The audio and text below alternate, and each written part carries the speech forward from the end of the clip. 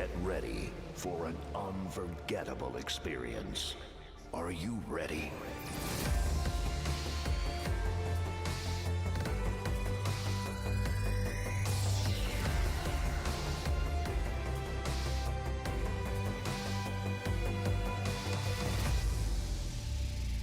Five, four, three, two, one.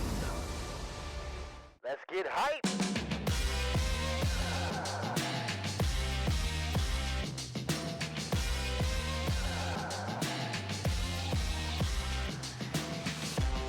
Welcome, Cowboys Nation, to the Late Night Hype. We got a special edition, a special guest in the building, Miss Brianna Dix from D210 Sports. She's going to kick it with us, talk some football, have some fun. Y'all know how we do first, though. Before we get into it, Bri, this is what we do. We got a party. Let's go.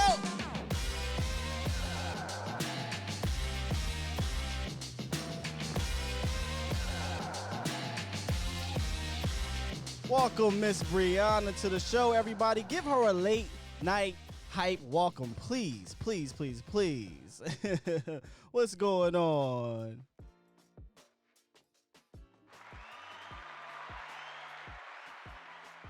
Oh, he's crazy.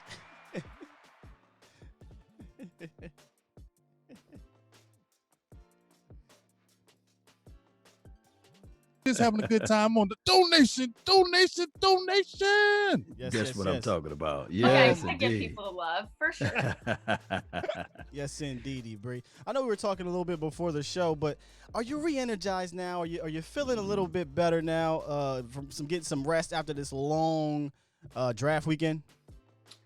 Yes. So this past day was the first time I had gotten over 2 hours of sleep, and it has been glorious. Okay. I feel you. Especially day 3, rounds 4 through 7. That's brutal. And I know you guys were live the whole time, so yeah, you feel me. Yes, I do. It's a long day with the conference calls and the video conference at the end of the day, and articles and reports. It's a full schedule, but it's the NFL draft. You know, it's an exciting time. That was my first time, our first time covering it from the beginning to end, and I felt like an old man afterwards. My back was hurt from sitting in this chair all dang day, but it was awesome. It was lovely. We had a great show, and I mean, I don't want to speak for you guys, Law and Big Game James, but it was an amazing weekend.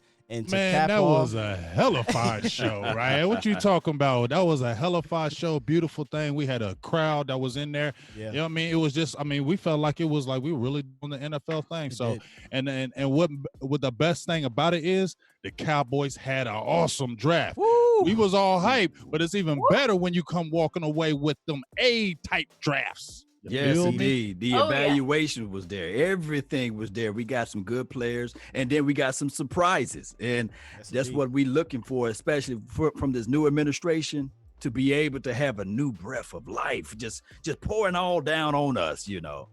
Did you feel the same way? about the surprise. Oh, Yeah, about the surprises. Yeah. Yes, indeed. Well, we saw Will's reaction. You saw Watch's reaction on when CeeDee Lamb dropped. We all was like, what? Because I mean, but you know, just like when we all kind of talking when the Raiders kind of went with Henry Ruggs, I think we all started thinking, guess what? It might be a chance, because I don't believe any of us thought that they were going to take Henry Ruggs, the Raiders. What about you, Bree? Do you think what did you feel like when the Raiders took Ruggs? Or were you kind of thinking, CeeDee Lamb, he might fall? I mean, it was like it got closer and closer to 17, and it was like, oh my gosh, the Cowboys. It is Christmas right now. You've got CeeDee Lamb still there. You've got Caleb on Chase still there. What else could you want? You know, I mean, it's like, and then at that point, it was like, okay, are you going to go best player available? Are you going to go need? But they went with CeeDee Lamb, and I thought that was the exact decision that they needed to make. And, you know, I mean, following the draft, Steven said, you know, they had CeeDee Lamb as the 6th overall player on their board. You know, he was like, they didn't have a whole lot of conversation with him during the pre-draft process because they didn't think he would still be there at 17. You know, they just talked to him at the combine.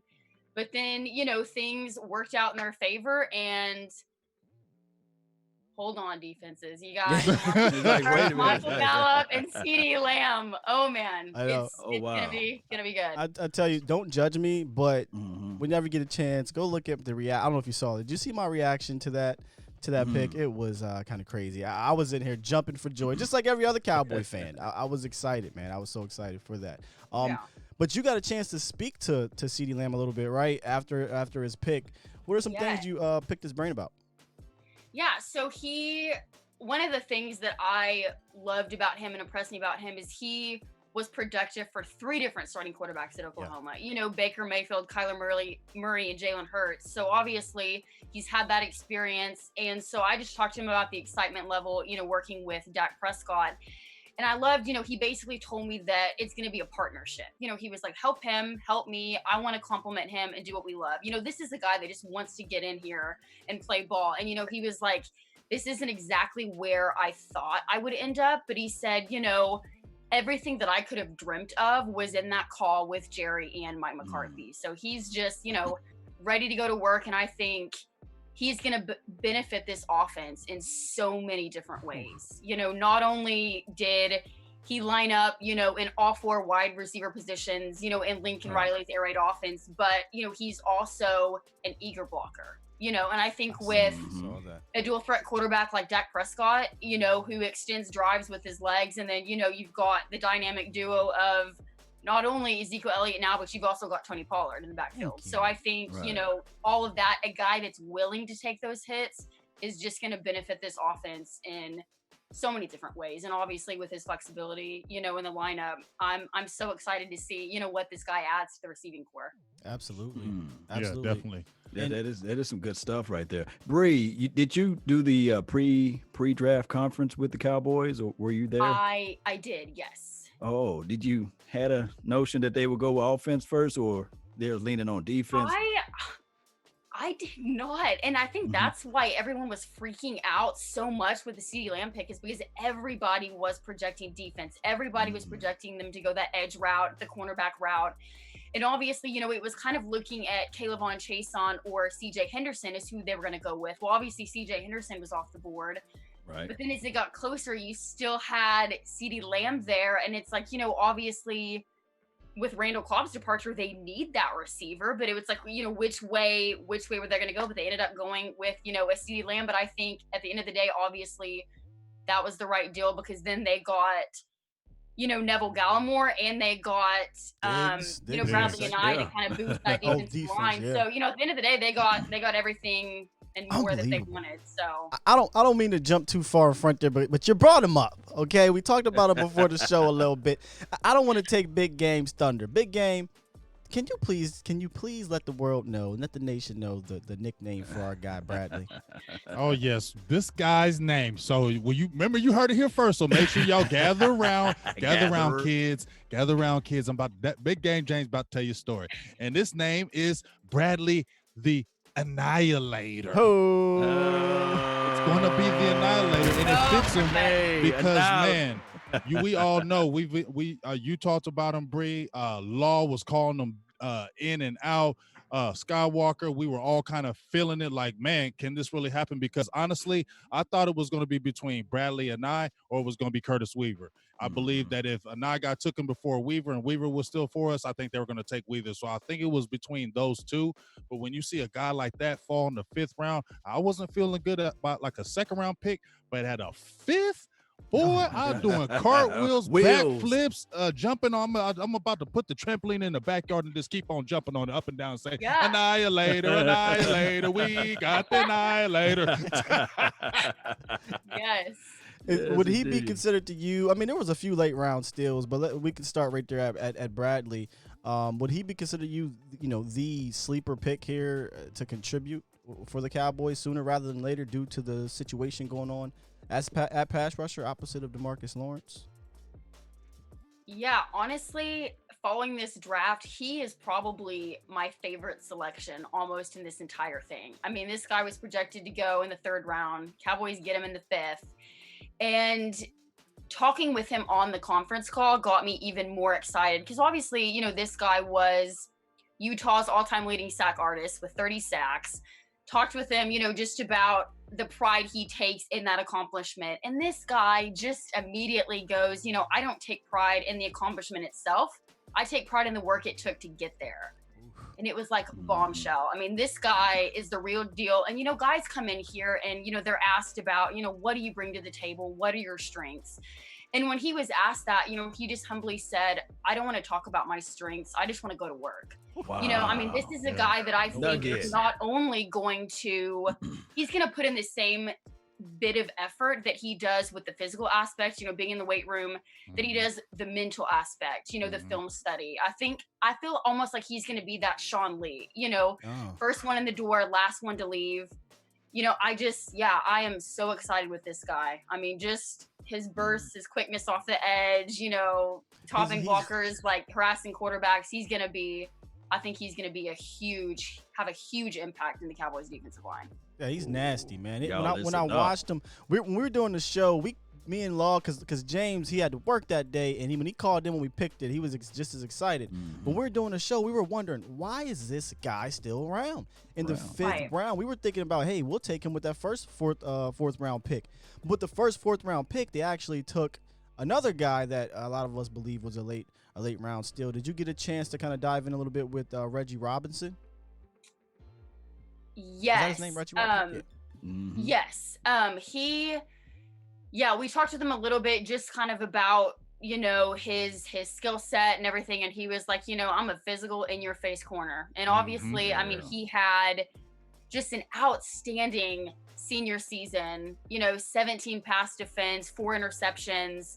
So obviously, that's something the Cowboys have struggled with in the past, getting those interceptions. So I think having this guy, having Trayvon Diggs, just the competition that they're going to bring, I think it'll just elevate, everybody around them. And I love, in the, that kind of the virtual press conference at the end of round 7, at the conclusion of the draft, Jerry Jones had Mike McCarthy just give a little short synopsis and kind of go through his perspective on each pick, which was amazing. He just went right down the row. And when he got to Reggie Robinson, he was like, in watching tape on this guy, he was like, I just didn't understand how he was not in the conversation with the guys at the beginning in the first and second round. I mean, that's the kind of value they put in this player. So I think obviously he's going to be a big deal. And then even on Anae, Mike McCarthy said, as a coach, you don't get to watch that much college football. But he said, I have watched more Utah defensive tape recently than I have in my entire career. And he said that guy led the charge. So obviously those were kind of two of the most just profound statements I feel like he made on players that they selected. So yeah, but I'm pumped about those two. Oh my goodness. And they're mid to late round guys, right? I mean, I think they're going to contribute a little bit earlier, but go ahead, James. Oh, what I was just going to say was just 2 things. First, I don't know if is it the Mountain West, but let's really look at that. You got, I think, is it Brigham Young? You got Utah. I don't know. Is it Boise State? All 3 of those in that same division. I think if we really look at it, that's a competitive conference, and those are competitive players. And I think that's what you see a lot of the Cowboys getting, the Boise State players. I think they still like them, even with the Jason Garrett regime gone, because they are players that do come in and produce, and they're players that are active and go hard. If you look at the players that they brought from Boise State, those are guys that go hard to the whistle, to the Tyrone Crawfords, the DeMarcus Lawrences. Those are the type of guys that are all out, just not just with talent, they are all out effort guys. And now you see, and when you look at the Utah program, they bring out those type of players, those all-out type of players. So I think it's going to blend perfectly. And another thing, when you look at Anae, he didn't test as well in the combine, and that's why he probably dropped a little bit, because people think, he might be a little stiff coming off the edge. But here's the thing that stood out to me. When you watch him in his game, he had a lot of advanced pass rush moves. He wasn't just one guy or one-trick pony guy. And he signs with DeMarcus Lawrence's agency. They're on the same type of agency. And who else does he look up to? DeMarcus Lawrence. So, son, go ahead, D-Law, put your arm around this man. Continue to work with that hand fighting that you're a perfectionist at, and that's why he's so good. And you already see Anae, who has those advanced moves coming in college, and now you're working with a DeMarcus Lawrence, who you look up to. And then you get a Gallimore, who played with Oklahoma. You got Gerald McCoy putting his arm around you. You got Lindquist with Wilson. They were together. together. Oh my God, you got Al Harris, Harris, who yeah. is the in your face press corner. He said, I like the tall corners, and he gets those in your face press type corners. Like it's just all kind of just going hand in hand. It's just real exciting when you see this staff that they just said, we ain't worried about just the needs. We're going with these players that are going to make us better, and that's what got me really excited about all the players that they drafted. Absolutely, boy, man. Excited, boy. He excited. Bree, I know you feeling the same way, right? Oh yeah, I think Stephen Jones summed it up perfectly. He said, going into the draft, we felt good about our team, and he said coming out of the draft, we feel great about our team. And it was like, same, Stephen, same. Absolutely. I mean, it's hard to not get so excited and ecstatic about that draft. I mean, they got so many high value players at every single selection. Now, did you dive in a little bit to the quarterback? Because I'm gonna be honest with you, I kind of checked out of the draft at the end of the 7th round, and I can't even pronounce his name. If somebody can help me with it, Ben DiNucci. DiNucci. Yeah, DiNucci. Okay. I noticed he got some swagger to him. Okay, Yeah. I saw a little bit of that. Well, and People I feel calling like him what Romo was cool- 2.0. yeah, and I feel like what was cool about him and kind of random in the conference call, he said that Mike McCarthy's brother was actually his 8th grade basketball coach. Wow. So he was like, it's so cool. It's so cool to see these things come full circle. It was like, what are the odds? Another coach. But McCarthy. they both came from Pittsburgh, and then he said, that he had kind of a little brief conversation with McCarthy in an elevator, just kind of precursor to the draft and everything. But yeah, it's like that's awesome. And Mike McCarthy, super excited to have him on board. And obviously you see what Mike McCarthy's done developing quarterbacks, with Aaron Rodgers. And so I think obviously he's going to benefit in a huge way, having Mike McCarthy in his corner, learning from Dak. So obviously he's only going to get better from this point. But, I know Mike McCarthy seemed very excited about him. And I think he kind of has some of those kind of mobile qualities that Dak had, when that's something that Mike McCarthy talked a lot about, is just kind of, again, the dual threat, being able to use his legs and, his accuracy. So yeah, it'll be exciting to see what he brings, back up alongside Cooper Rush. And you brought up Cooper Rush. I think he's going to push him. I know it's early. I know we don't know much about any of these players, but he's just got this moxie to him. When I watched him play, because the first time I watched him was after we drafted him. It's not like I seen him before. I ain't gonna lie to you. I didn't see him beforehand. But when I watch him play, he's just got this playmaker. Every play, every down is my last down type of mentality, and make this play no matter what happens type of game. And like you said, the mobility behind Dak Prescott. I need to have a guy like that behind Dak because I don't want our offense to switch up. Right. Yeah. But anywho, how do you feel? I hate to bring this up, but it's a big thing going around, Twitterverse right now about the numbers. Everyone gets all caught up in the numbers. I kind of wanted to throw one at you. Did Jerry really say he wants Lamb to get 88, or is this is this just a thing that's just made up? I'm honestly trying to remember. There has been so much stuff that has been said in these conferences. I'm trying to think. I mean, I feel like if somebody put it out there, I feel like he had to have. I mean, if they're putting those words in his mouth, then I feel like that had to have, been said at some point in passing or whatever. But I don't understand why people flip out so hardcore about this. Tell me about it. It's numbers. like 10, 88, I care less if you wore 99 out there. Just score touchdowns for me, CeeDee. Right.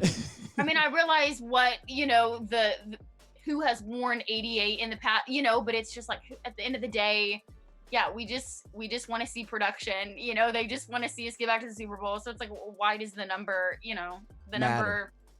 Wait, did that carry? Yeah, exactly. See, with me with the number thing is this. I just feel like you know, with the Cowboys, with their tradition, just like when Randy Gregory, when they had Charles Haley, and then they had DeMarcus Ware, and then they gave it to Gregory. It was like almost an added pressure that they put on you.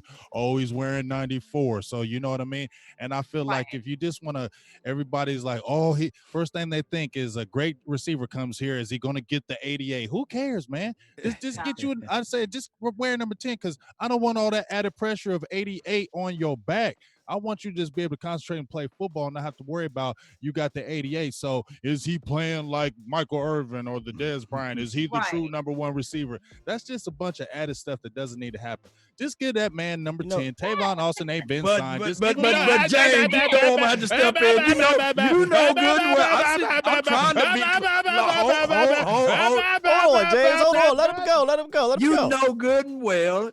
He's 88 worthy though. Man, why? What is it? What is 88 worthy? If he's 88 worthy, he better be starting, because 88 came in and started. Well, I think he will come in and start. I think he's gonna come in and start. Okay, so we're going 3 receiver sets the whole time starting. Well, he got a big old void in the slot position, and I don't think that anybody else can come in and fill that void. I think that this young kid, CeeDee Lamb, can play anywhere, and I think the slot position is wide open for his taking. Do you agree, Bree? No, I agree completely. And he even said on, you know, the phone call, he was like, I will line up anywhere. I can do whatever you want me to do. Just get the ball in my hands. I'll play in the slot. I'll do whatever. And so I think they fully expect him to start. Oh, for sure. I'll tell you what, the only number I care about for CeeDee Lamb is 6. 6 points. That's all I care about. Go get me 6 points, CeeDee. I like 10 on him. I think he's just the 10 number. He's that 10 type. He looks like a 10 number. He's the young guy. He's the 10 number. It's explosive. We're going to be throwing it deep, and you're going to see that 10. Go ahead, CeeDee. Yeah. Go ahead and crap that. No, you know Tavon Austin, though, is over there like. Big Tay, what's up? I thought I was coming back. Well, Bree, you got the inside on that. Will Tavon Austin be back for 2020 with the Dallas Cowboys? I mean, definitely before CeeDee Lamb, he definitely was. I mean, he can play in the slot. You know, does a good amount of stuff on special teams. So I mean, I think kind of just depth wise what their preferences are. But I mean, I don't see any harm in keeping him as a backup. You know, for that slot position, he does well on special teams. You know, he's made impacts. He's had returns for touchdowns. So I mean, they love him in the locker room. I mean, this guy, I don't even know how many times players like posted videos of him just like breaking it down in the locker room. I mean, players love him. He gets them excited. When he was having the injury during practices, when they're all going through stretches, he's going like player to player, dancing in their face, patting them on the back. I mean, he just gets people fired up. I love so him. I think he's almost, kind of that Joe Looney type. I mean, they just love him, and he brings a lot to the building. So I think it would be in the best interest to keep him, and I think he would bring a lot of stuff from a depth perspective. So, but obviously with a new coaching staff, who knows if they will or not. Speaking of new coaching staff, and you was talking about energy, there was this certain guy named, was it Coach Bones, John Fauci? John Bones. Did you get a chance to speak with him or what have you about his energy and about what he's going to bring to the table? Because I think we was ranked 32nd or 31st in special teams last year. Yeah, and his units with the Rams, have been in the top 10 for several of the past years. And that dude's intense. Even just when we were speaking with all the assistant coaches, right after they were all brought in, at that point, obviously he didn't say a whole lot because it was very early and you hadn't gone through free agency, you hadn't gone through the draft. But obviously he was very adamant that, yes, we're going to, address those needs. And special teams. Oh my gosh. Yeah, it was bad. It was very bad. Constantly put teams in favorable positions. So, but I think he's going to be, a lot of those position coaches, I think he'll be amazing. I think Adam Henry, working with receivers, Skip Pete, running backs. I like that. These guys, Adam Henry, Odell Beckham Jr., and then, Jarvis Landry, and then Skip Pete with Todd Gurley. These are some big name guys that I think are going to come in. And, Skip is back. Just every position. I'm just so excited to see what this season brings. When we get Adam Henry, though, when we get him, the coach This the coach from Cleveland, right? Yeah. Yes. He's the receivers he coach. he came in when he hired the rest of the other coaches. Oh, okay. He was one of those part. I forgot about Yeah, that. speaking of coaches, Joe Philbin, you brought up Joe Looney earlier in regards to locker room guys. And honestly, going into the draft, I thought, hey, Joe Looney's our guy. Joe Looney's our center. Maybe he'll have to battle with Connor McGovern. We'll see. But I figured, we had our interior line until they drafted the Wisconsin center. I don't know if I'm going to butcher this, so help me out, Bray. Tyler, is it Biadasz? To be honest, I've heard two different things, so I'm kind of in the dark as well. I have heard it pronounced Biadasz, and then I think Stephen Jones said Biadasz or Biadasz. I think Biadasz. You want to know what we call him? Biadasz. You know Badass. We call I've him heard it the Tyler most Badass. It's So I'm Biadasz? going with Biadasz. I mean, Biadasz. that's how I've heard it the most. So I'm like, if they're saying it, then I think it's okay. Well, I'm gonna be completely honest with you. All year, we're probably gonna call him Tyler Badass because I heard that's his nickname. So Like we just gonna call you Ty. Yeah, We'll just make it simple. So I don't know if we were able to speak with him or not, or able to grab some of the nuggets from the conference call. But what's the sense you got from Tyler, or some of the things you might have heard from him when he came on the conference call?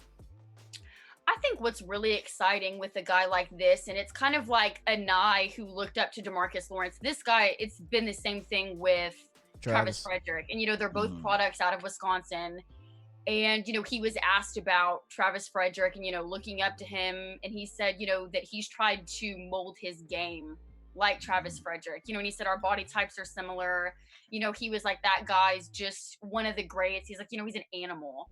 So I think, and obviously, Travis Frederick did so much for this team. Oh, man. And even just when he wasn't playing in 2018, dealing with Guillain-Barré syndrome, I mean, he was at all the meetings, was at all the games, just from a mental aspect, helping those guys, being in Joe Looney's corner, but just calling plays and how he read the defense. That's definitely an aspect that I feel like the Cowboys missed when he wasn't there. And I mean, Joe Looney obviously did an incredible job stepping in for him, but it wasn't Travis Frederick. He was the anchor of that offensive line.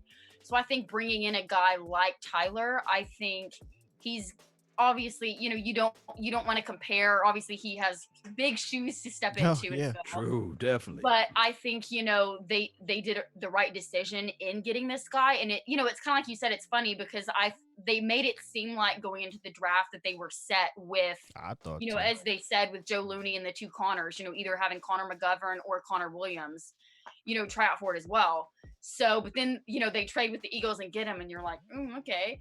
But I think, overall, when you look at what the guy brings to the table and just kind of that natural center ability and what he brings, I think, he'll be a Travis Frederick 2.0. So he was a the Remington Award winner in college, unanimous All Pro. So the Remington Award is the best center, awarded to the best center in college football.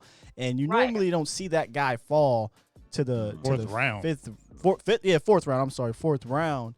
But I tell you what, we got to find out what his background is because Travis Frederick was a rocket scientist, wasn't he? What wasn't his degree in like rocket science engineering, or something? computer engineering, It was like a little software. So when you brought up, he was smart in calling out those plays because he was just literally a smart guy even off the field. He was so intelligent. Right. So just had that cerebral mind. So it'll be interesting. And what's hard too is it's like with this whole virtual process and everything with COVID-19.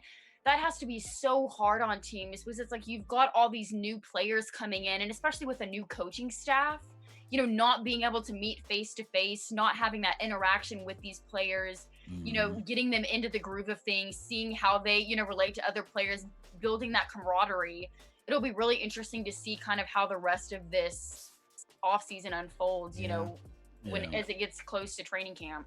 Let me ask you, and this may be a difficult question though, but I have to ask you this: the Dak Prescott angle. How do you think they will give him time to grieve and also offer him the contract, or sit back and wait on that, or how you think the Cowboys would handle that situation? Yeah, and obviously such a tragedy. I mean, that was during the draft. That was so hard getting that news, and obviously thoughts and prayers to first and foremost to the Prescott family. And that was actually addressed a little bit in, I think, day 3.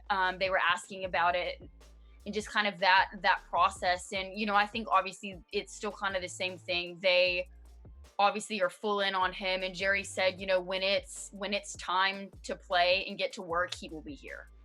So hopefully they will get that contract figured out, get that straightened out, and get him his money whenever that time comes. And obviously with timing is kind of in the air right now, and even just locations. I think Mike McCarthy said basically they have 2 plans right now for a training camp. They have an option of going to Oxnard. They're planning everything here in Frisco as well, which I think from the looks of things, that seems kind of the way that it's probably going to end up going. Because I think they extended the stay at home for another 3 weeks or something. Oh, wow. So, I think, and I know things are obviously worse in California, but I think, obviously just with everything kind of being virtual, I think that maybe even will help the negotiations, as everything's kind of more of a virtual aspect right now, giving them more time to talk with Dak and get everything ironed out. And obviously, I think a lot of the issue with that has been not necessarily a numbers standpoint, but the number of years. With the TV contracts going up, the salary cap's going to increase in a few years. I think that's kind of been something that Dak and his agent have been looking at, because obviously the amount of money the influx of money coming in a few years, especially for quarterbacks, contracts are going to be probably twice what they are now. And obviously they know that and are wanting to get him the most out of money. So, but I just hope it gets done soon, because to be honest, I'm tired of hearing about it. Oh my goodness. Right. Yeah. So, I'm like, man, if I hear one more yeah. person ask about Exactly. that gum contract, Right. We barely talk about it anymore here we on don't. this Yeah, show. we It's don't. Yeah, we don't. I even just talk I just about it had to anymore. bring it up. At but, this point, yeah. Hey, you just had to bring it. Just had We to was bring all up we Dak. just all being quiet about. You just About it. had to bring it up. What Boy, about Dak Prescott and I- his I- contract? What about the understand. contract? I understand laws. I understand. I don't laws like your perspective. attitude. Oh yeah, she don't know about. She don't know about Get your this one damn here. Mac together. I got one for you. Don't like your attitude. See, we got those drops on. Hey, big game, James. Get your damn Yo. act together. All right, man. Law Nation, we got a special guest in the building. She's down there in Dallas. I get why Law asked her the question. Yeah. I get I mean, it is what it is. Sorry, Bree. But we'll, I'm just. I'm just you're messing. good. It's a valid question. Yeah, I hope it I gets think it's done. just. I think it's like I said when you were just talking about Tyler, man. It's just like you said, just really exciting how the draft really fell. I don't really feel like none of us really saw this or predicted this. None of us thought that this was going to happen and fall like this. But it was just how I'm just excited, especially because I don't want to go bash the staff that went out, so I'm not going to do that. But it's just you know that if I just feel like if it was a 17th pick and we had a CeeDee Lamb there and we had Garrett and that whole staff, they wouldn't have pulled that trigger. They would have, like I said, they would have went for AJ Espinoza or something like that, and we would have went for Marinelli. right. Yeah. We would have went for the prototypical person that fits the Cowboys' needs, and so it's just good to see that. And I really think that it's just going to be excitement in the air when we see this actual coaching.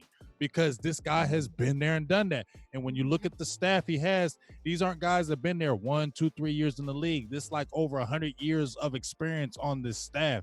And that's what gets you excited, bringing in these young guys. And it still ain't over with free agency. There still could be some guys that they were talking about. I know Cowboys don't have a lot of money right now under the cap. But there's some guys out there, just like Skywalker said, have you heard anything out there, Bree, about maybe some possible free agents still be able to come in and sign with the Cowboys? Jamal Adams, maybe something still might be in the air. Oh yeah, it's good I stuff. have honestly really not heard much about that in the conference calls and things. They were very brief on that and didn't want to go any detail into that. And they were obviously asked about the Jamal Adams because there was a lot of people projecting possibly them giving up a first round for him. And obviously they nicked that right in the butt. But I haven't really heard much chatter about really anything with free agents. Well, can you speak a little bit on the philosophy change here? Because as the draft was going on, It's so funny as Cowboy fans, right? And as a reporter covering the Cowboys, we've had about a decade worth of tendencies that we were kind of looking at in the draft. Like, okay, we figure they're going to go with a Caleb Vaughn because that's what we need. Or we figure they're going to go with the corner because that's what we need. No matter who's on the board, it doesn't matter. Then we come to find out that this whole entire draft was pretty much what I think I heard it was dubbed a scouts draft. Does it feel like, and I understand it's kind of virtual right now, so the feel of being around the coaches and hearing things may be a little different, but does it feel that way to you that things are changing and in the draft at the very least, it was more of a BPA, best player available type of draft? Is that the type of vibe that, you're getting when you're listening to these coaches, when you're around the organization? No, I definitely think that's true. And I think from the very beginning when Mike McCarthy got here, he's said that, we're not going to try and fit players into a scheme. We are going to fit a scheme around players' individual talents. And I think that's something that Dallas has needed for a long time. And they've been very adamant about that, especially with the defense. They're like, we're not going to get specific, guys tailored to a 4-3 or, those 4-3 ends. We're going to get good players. When you get a guy like, an Anae and a Gallimore that have been in several different schemes, have multiple abilities, multiple techniques they can play. So I think that's been something that has kind of been the theme for a while now. And I think you saw that in the draft, with the players they did take. Yep. So I'm just excited to see how they fit all these guys together, especially with the defense, how poor the defense was last year, with the missed tackles, being able to stop the run at times. Obviously, special teams was gosh awful. Oh. So I just think it's exciting to see, especially what Mike Nolan's going to do, incorporating, he said, basically it's going to be a 4-3, but you're going to have, some different looks, some bigger bodied guys in there than you have in the past. And obviously you've got, you got Dontari Poe, you got Gerald McCoy, you've got, Gallimore now, you've got Anae. I mean, just seeing how they're going to use these guys and how they're going to put them in there. And especially the guy like Gallimore, I mean, he literally played like everywhere from B gap to B gap in Oklahoma. There we go. Talking some good football now. He was like, I played nose guard, I played as a 3 technique, and I rushed from a 5. Like, I'm a jack of all trades, I can do it all. So, I mean, just the value they've got in these guys, and especially with a guy like that can play multiple techniques as this season progresses and gets, further and further into the year, a guy like that has that position flex, that's going to be a big deal for the Cowboys. That's Bree, like Kerry Hyder last year, Bree, we got some questions from the inbox, and I'd like to always have our audience to be involved in this. People are asking, what are the plans with Antoine Barbecue Woods, and what are the plans with Tyrone Crawford with the Cowboys? Tyrone Crawford, there's just a lot of injury question marks with him. Like he's shown those flashes, like he has that ability, but he can't stay healthy. And coming off those hip surgeries, he's kind of a question mark for me. I don't know, especially, with the guys they did pick up in the draft and you have so much flex there. I wouldn't be surprised if they move on from Tyrone Crawford. Wow. Save the $8 million. That's what we're saying. We've been talking about it. We've been talking about it. Saying it for a minute here. And he's a good guy, but there's some other guys out there you could use that on. Right. If I say so myself. And with Antoine Woods, that's also kind of a question mark, as an exclusive rights free agent. I was kind of surprised that he hadn't been, looked at by other people or picked up. But, and I think with maybe the earlier coaching staff in here, I think he probably would be a definite stay, at least for like depth purposes. Wow. They brought in a lot of new guys, but obviously there's a lot of question marks too when you have a new coaching staff. Some people that you thought might stay didn't. So he's also kind of, especially before the draft, you thought, okay, maybe, but now, especially with the new guys you brought in, you've got Poe, McCoy, a lot of guys that can stuff the middle, stop the run. Obviously they struggled with that last year, so I wouldn't be, surprised either way with him. Yeah, he's on that exclusive rights free agent, so he's back on that kind of minimum deal. So you got nothing to lose to have him as a backup one tech, but again, he also has no dead money if you get rid of him. So it's not like you're going to be losing a ton of money if you move on from him. So yeah, and getting Gallimore, we didn't really dive all the way in on him, but I kind of want to come back to Gallimore a little bit because he's an interesting one too. Another one of those guys that a lot of people pegged as like a top 50 player that somehow fell to the 3rd round. And you spoke on his versatility.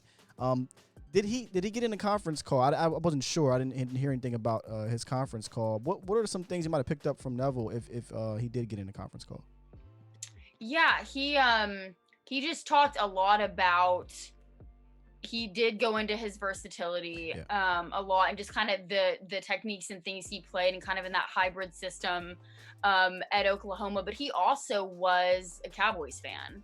So obviously just there's so much excitement there, and just another guy that, you know, him and Trayvon Diggs both were Cowboys fans. So both of them were just like, this is a dream come true. I mean, they're just cloud 9, ready to roll and get to work. So yeah, I just, this draft just blows me away, because it's like, not only did they get the value that they got in each, but so many of these players were like, you know, either a guy on this team was my favorite player, a guy that was my role model, or they grew up a Cowboys fan. It's like, when the heck are you ever going to get a draft like this? Like, America's ever team, again? Man. America's team. And Neville's buddy, not buddy, but Neville's, I won't say teammate now, Gerald McCoy, also went to Oklahoma, so he was excited to have him on the team. Right. But go ahead, Jane. Oh, yeah.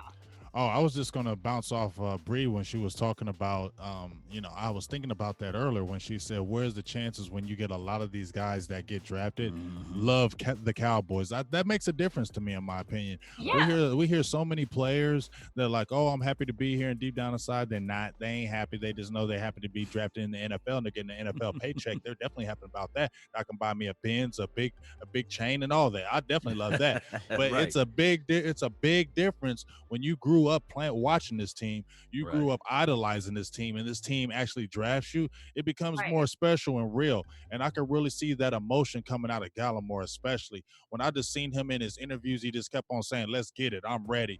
This ain't even over. This has just started. I just seen that in real enthusiasm.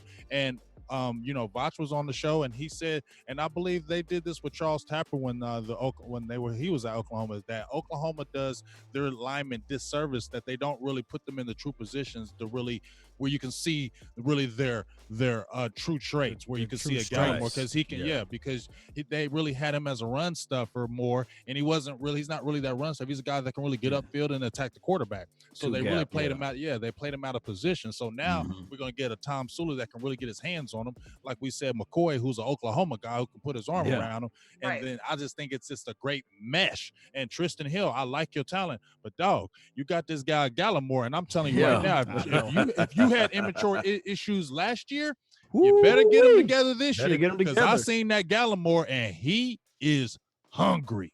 Yeah. Is there any way in the fire over here, James? Boy. Yeah, but no, I think that was a great point about, you see a difference in those players. And I think that's something too, when you look at Dak, I mean, he grew up a Cowboys fan, watching with his dad, and obviously this was his mom's dream for him. So I feel like you see that excitement and that level of play, because not only is he playing in the NFL, but he's playing for his childhood favorite team. And I think that's going to translate with Trayvon Diggs as well. He talked about his father passed away, from congestive heart failure. And he said that, the Cowboys was his dad's favorite team. So he said now getting to play for this team, he was like, it's like I'm living out his dream, and that's just so cool to me. He's going to be, not only getting to play for this team, but kind of honoring his father in that way. And I think, that things like that are really, really special, that he ended up where he did.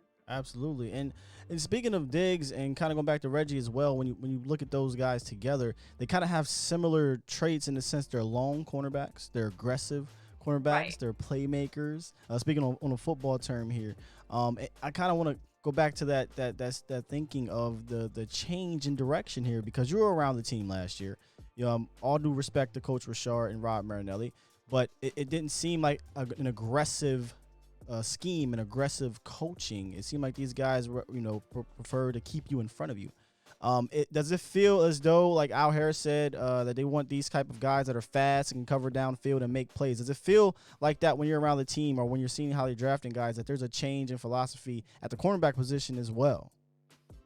No, I definitely think it does. You know, they've talked over and over about getting that long corner, but I think there was also an emphasis on interceptions and those ball hawk kind of guys. Thank you. There you go. Trayvon was kind of the same thing. I mean, obviously Reggie had, 4 interceptions last season, but obviously with Trayvon Diggs, he has prior experience at receiver, as well.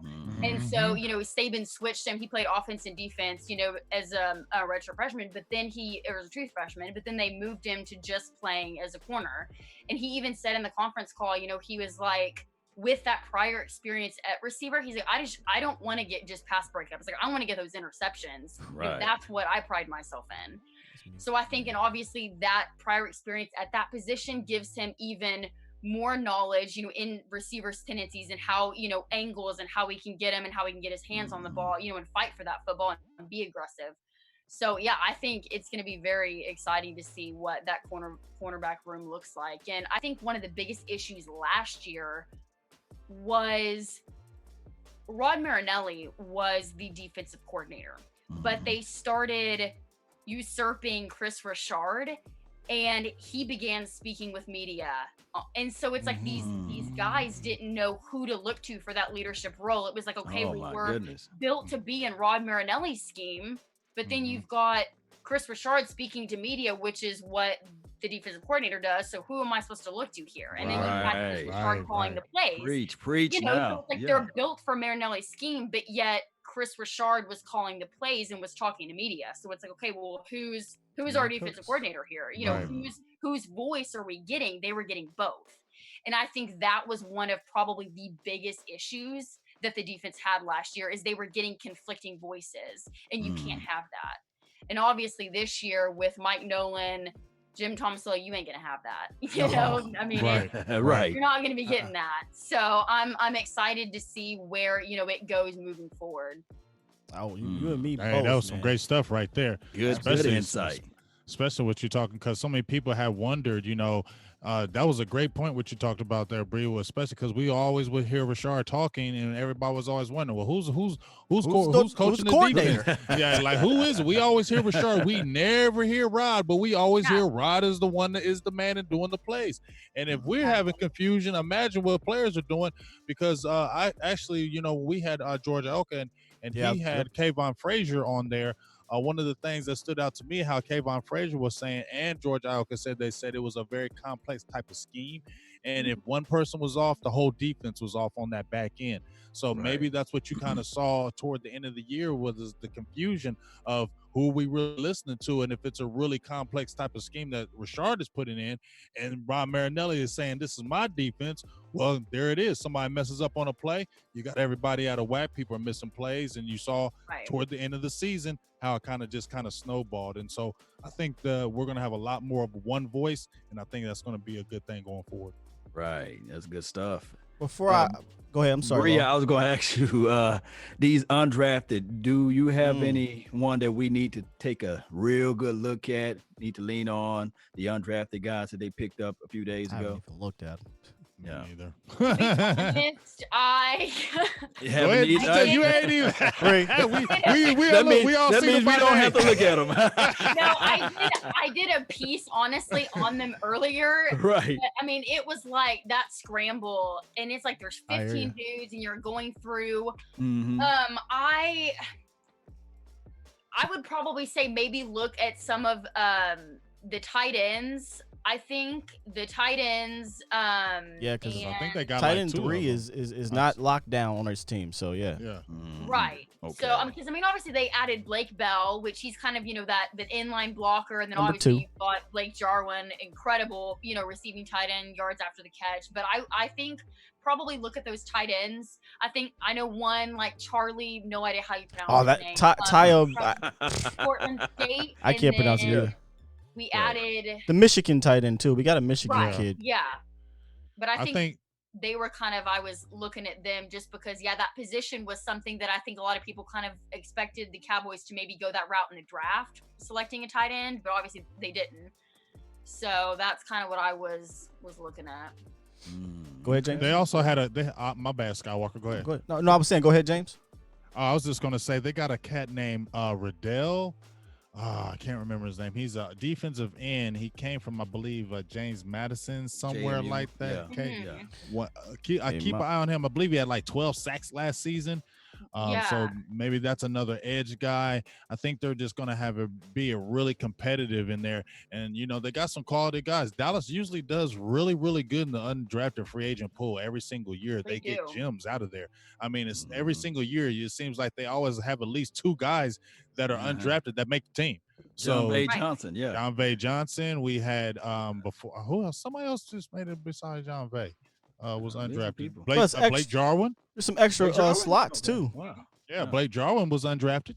Right. I didn't- Dan Bailey, Jeff Jeff Heath. Heath was I mean, undrafted one back in the day. Oh, they loved Saginaw him. Valley, yeah, Jeff mean, Heath. They loved them Yeah. undrafted guys of the previous Yeah. regime, but I don't know if these guys We do. don't know. We don't know. we see. It's a I new don't staff. think that there ain't no loyalties. Bree, everybody, they are saying you are a fan favorite. Yes, they're now. loving you They- here. They want to know who's this lady. The show looks Thank you, better everyone. now. The show is prettier now. I can stay. I said we wanted to get Yeah, the ladies on. They're tired of our Hey. ugly face. They're tired of our ugly face. Tired of looking at all us ugly dudes. We need somebody. Okay, we all ugly. Well, No, but yeah, in yeah, all yeah. honesty, they're saying, man, you're killing it in here, man. You're You're killing it. killing Which we it. already knew because we had you on Yeah. before. yeah, we knew And- it. She haven't been on the Nation though. Now No. she's on Law She's on Nation the over Nation here. now. They looking like, wow, who is this person, Law? Yeah, she's killing it, man. And Well, make yeah. sure you check. I'm not gonna plug it in for you. Plug in your stuff here, Bree. Your D210 Sports, which I follow Yes. on Facebook and Twitter. But let them know about what you got going on there because it's not just you. Right. Yes. So I cover the Cowboys for D210 Sports, and you can, all my articles and videos and stuff are on D210.tv, and we cover all the local sports in the DFW Metroplex. So it's not just Cowboys, Rangers, FC Dallas, Mavericks, Wings. Oh wow. So yeah, it's Yes, all the good stuff. Obviously, right now it's a little. Well, there's no sports sport. being Right. what it is. There ain't nothing going on. COVID-19, But normally it's all the sports, and then obviously I'm on social media on Twitter at Dix Brianna, Instagram at Brianna M Dix, and then obviously Facebook for the cool for the cool Wow, they coming up with nicknames. I think they beat you to the punch, big game, James. What you That's got fine. for Yes, Who is it? What are they? Brianna, the her? brain, Ooh, Dix. I like Yeah. that. Oh, The brain, because she The brought in a brain. lot of knowledge, man. Yeah. I We work am on the liking nickname though. that. It's from Okay. Okay. Oh, Yeah, I like people- it's people are- probably the glass. I'm It's seeing probably that the glasses too. yeah. Well, Oh, yeah. people are saying you're very smart, so that makes a whole lot of sense. And then you got the Brianna and the brain and kind of the. I like it. Yeah, I know. Because I like I don't that. know why, but I feel like there's not as many good things with bees. We're Like you're like, what? I'm gonna leave that what one is alone. gonna go in there? gonna play the fifth. Burgers. You, Pedro. Yeah. Oh, We'll I say- do like some burgers. We'll say burgers. Yeah. You in Texas? Don't they do good barbecuing down there? No, I'm gonna get in Hell trouble. to the yeah. I'm gonna get in trouble To by be some people in honest, Memphis. Yes. So every kind of like Antoine, I'm a big fan of the barbecue. So every Wednesday at the Star, we had a huge gap. You would have the press conference was over about like 11 after the walk off, and then you'd have practice 11:15 to 11:30. Media gets like 15 minutes. Well, then you had open locker room went to 1:30 on Wednesdays. So we would have basically like a 2-hour gap. So, we would get reporters, writers, and we'd go get some Rudy's barbecue. To be honest, I'm really missing that pulled pork sandwich. Hey, the nation is saying, well, since you like burgers and we picked CeeDee Lamb, we gonna get a whole bunch of 40 burgers, baby. I mean, there it is. Good So show, man, so good get show. ready to eat some of them 40 burgers, Bray. Get ready. Every break. Oh, yeah. Oh man, this is awesome. So before we let you go here, just kind of give me something quirky or funny or one of the things you kind of noticed during the draft, because there was, I don't know if you watched it. Did you actually watch some of the virtual stuff going on at some of the coaches' houses? And you had like Dave Yes. Gettleman was masked Bill up in his Belichick's- house. husky was my absolute favorite. Sitting at the You know, it computer. like zooms in on his house, and it's like he wasn't even in the shot at first. It was just the husky just chilling on the chair. Like he's doing the picking. Yeah. Right, he's doing all the picking. Let me tell you, the one that stuck out for me was Dave Gettleman. He had a whole mask on in his house, apparently by himself. So I'm like, Dave, you don't even trust yourself, man? No, Like, yeah, I was that was crazy. confused. I didn't understand why Dave Gettleman was masked up, but they Now- had a now pretty who's- good draft. Who's the coach over there in Arizona land? His house. Cliff Kingsbury. Kingsbury. That house. You can see that Everybody house? was Yes. making like Lego versions of that. Everybody like interior design. Everybody was like freaking out. I mean, that looked like it was like out of a magazine, and he's just chilling on the couch with a computer. That's Coach Wow. Ryan Gosling, as they like to say. They say he looks like Ryan Gosling. Yeah. Isn't that yeah. how you say it? Ryan Gosling? That's how you say it. Yeah. I think so. Actor. Remember the Titans. That's the only movie I know him from. Is Remember the Titans. Oh, my absolute favorite. Oh, my Oh, that's your favorite? Let's kind of get a little. Let's get Yes. that. So your favorite sports movie is Remember the Titans? Yes. Okay. So best thing ever. I did so Joe Looney is a huge Remember the Titans fan. So one day we just randomly, me and Joe and Xavier Suafilo, we're just quoting it. Yeah. And I mean, they're giving me like play-by-play of scenes. We're going through, the Joe's funny. ain't no mountain high, and we're all like Ain't no- singing yeah. it, the lines and the jokes. So it was like, okay, Joe, Right. like, that's your Yeah. favorite movie. Well, it also happens to be my favorite movie. So we did. Did we just become best friends? What? Did we just become best friends? That's probably what you and Joe said. Yeah. Right. So we did a Remember the Titans trivia challenge. Oh. You guys, this guy is insane. I swear he cheated and watched it like 3 times before we did this. Because I mean, I had my dad like come up with the questions, and these were ridiculous. I mean, like, what was the number of the player who got Rev hurt? Oh my goodness. You wouldn't give me that. And it was like it was Ray's number, obviously, but it's like who the heck remembers that? You Right. know? And I mean, I just can't talk though. crazy in depth, and Joe is just spitting him off. I mean, he's like, as soon as they asked that, he was like 87. Like, Joe, how the heck did you know that? And he's reading like the whole scene to me on like every single thing, and it was like, oh my gosh, like funniest thing ever. Yeah, he's But funny. oh yeah, I man. remember the Titans. It's a classic, my absolute favorite. It is. Not gonna lie about it. It absolutely is. Herman man. Boone, man. Yes. Joe is that dude, man. Joe is that guy. I think every team needs one of those type of players to kind of keep the whole kind of squad loose, and he is that dude, man. The funniest thing I seen him was when he's doing that one thing at training camp where he's doing that dance where he's going back and forth Yes, to that where he's music. killing. Oh my God! When I see him doing that, I said, "Dog, It's- if I'm at camp, I'm crying." Is he the? I mean, this is a question the nation wanted to ask you. Who's the funniest Cowboy? Is it Joe? I would probably have to say Joe. I mean, he's so funny. They used to have a joke. They called him Rudy Giuliani because he was the mayor of the training table, because he, likes to eat. So he just I mean, he just chats. I mean, just chatting with everybody. And it's like, no matter if they were on one of their 3-game losing streaks, I mean, he just always has You a need smile that on his guy. face, amazing attitude. Even throughout the whole, Travis Frederick thing, he even was like making jokes about Remember the Titans. And he was like, you cannot replace a Travis Frederick. I mean, he just brings like so much laughter. And there was one day he just like opens his locker and just pulls out some chocolate with some peanuts in it. He was like, "Hey, Bree, come here, you gotta try this." And I was like, Man, put Joe Looney in the Ring of Honor, So man. Right. Put So Joe funny. Looney in there, dressing up like Zeke, running out that's the there best on the one. field. Yeah, That's the I best mean, one. Yeah, That I put mean, him on the map there's right a lot there. of great guys in there, really. I mean, there's so many. They have great attitudes. I mean, so many. I mean, you rarely have a guy that's not willing to talk with you. But yeah, Joe's definitely one of the good ones for sure. I think he's the funniest guy. I haven't been in the locker room, but every time I see him on somebody's social media or trying to interview Dak, or what is it, Joe's Bros? He got a whole segment called Joe's Bros. Oh yeah, Bros. I'm crying pretty much anytime I leave a conversation with him. I mean, he has you like gut laughing. For sure, man. All right, anything, Law or James, you want to get off here before? I don't want to interrupt you guys on if you have You know another what? question for it. you know what? I didn't like this at all. I didn't like it at all. I loved it. I loved it, Bree. I knew that was coming. Oh, That's you his brought thing.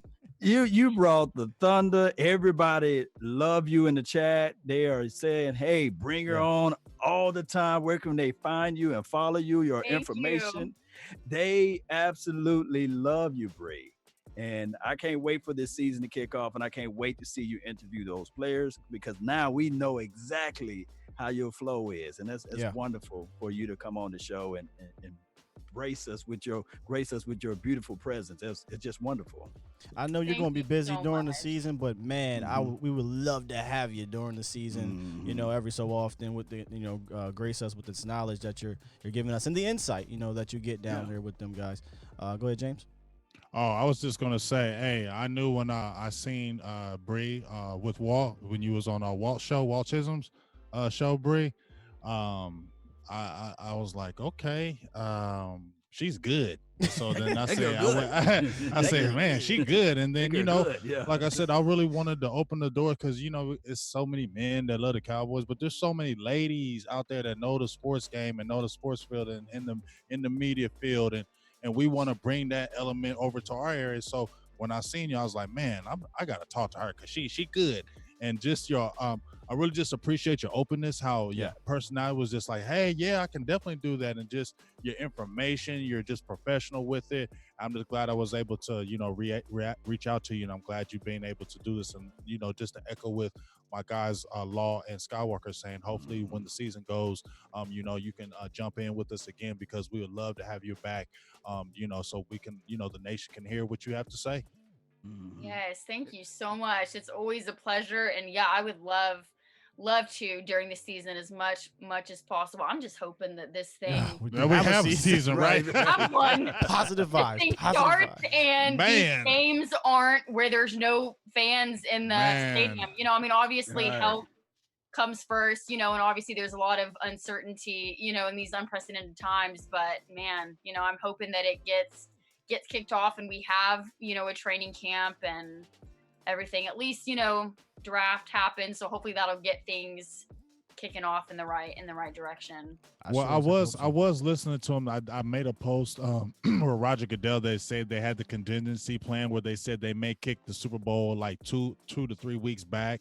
And they may push the season back just a little bit because they said they're already kind of preparing to, if it doesn't go, with the lifts of the different states that they were preparing already for this. So I think the NFLs already have a plan. I did make this statement that if there are no fans in the stadium, players can't cry about being booed, so they'll be okay. Listen, it's gonna be really weird if there's NFL with no fans, but I'm like an NFL 7 on 7. junkie. Just give me some NFL. Matter of fact, I think they said this was the most watched NFL draft ever. That's how much we want. Yeah. That's how much we and it's want. just kind of a time of hope, and I think that's one of the important things about sports. Is it kind of gets you out of that mundane, and it's something to look forward to. It brings hope to a lot of people and just kind of gets you out from, your everyday life. And I think obviously that's something people were looking for during this time. But I think even obviously the situation is not the best that kind of this came out of. But I think it was so cool to see all of these prospects with their families, the people that have supported them and have, been there and carried them. A lot of these guys, their dads were their coaches, and just seeing them being at home on the couch, with clasping hands with their parents, with their siblings around them and having, just with family during that time. I think that was really, honestly, probably one of my favorite experiences watching the draft. It's not a guy in a suit walking a stage. You see him in his house with his family, and I thought it was a cool experience just getting to watch that. I don't mean to switch it up so hardcore here, but did you see, speaking of, in home with your family or your friends or your significant other, did you see the video going around of the one kid that was drafted by, I can't remember what team it was, but he gets drafted and his girlfriend is just like hugging him the whole time as the camera's on him.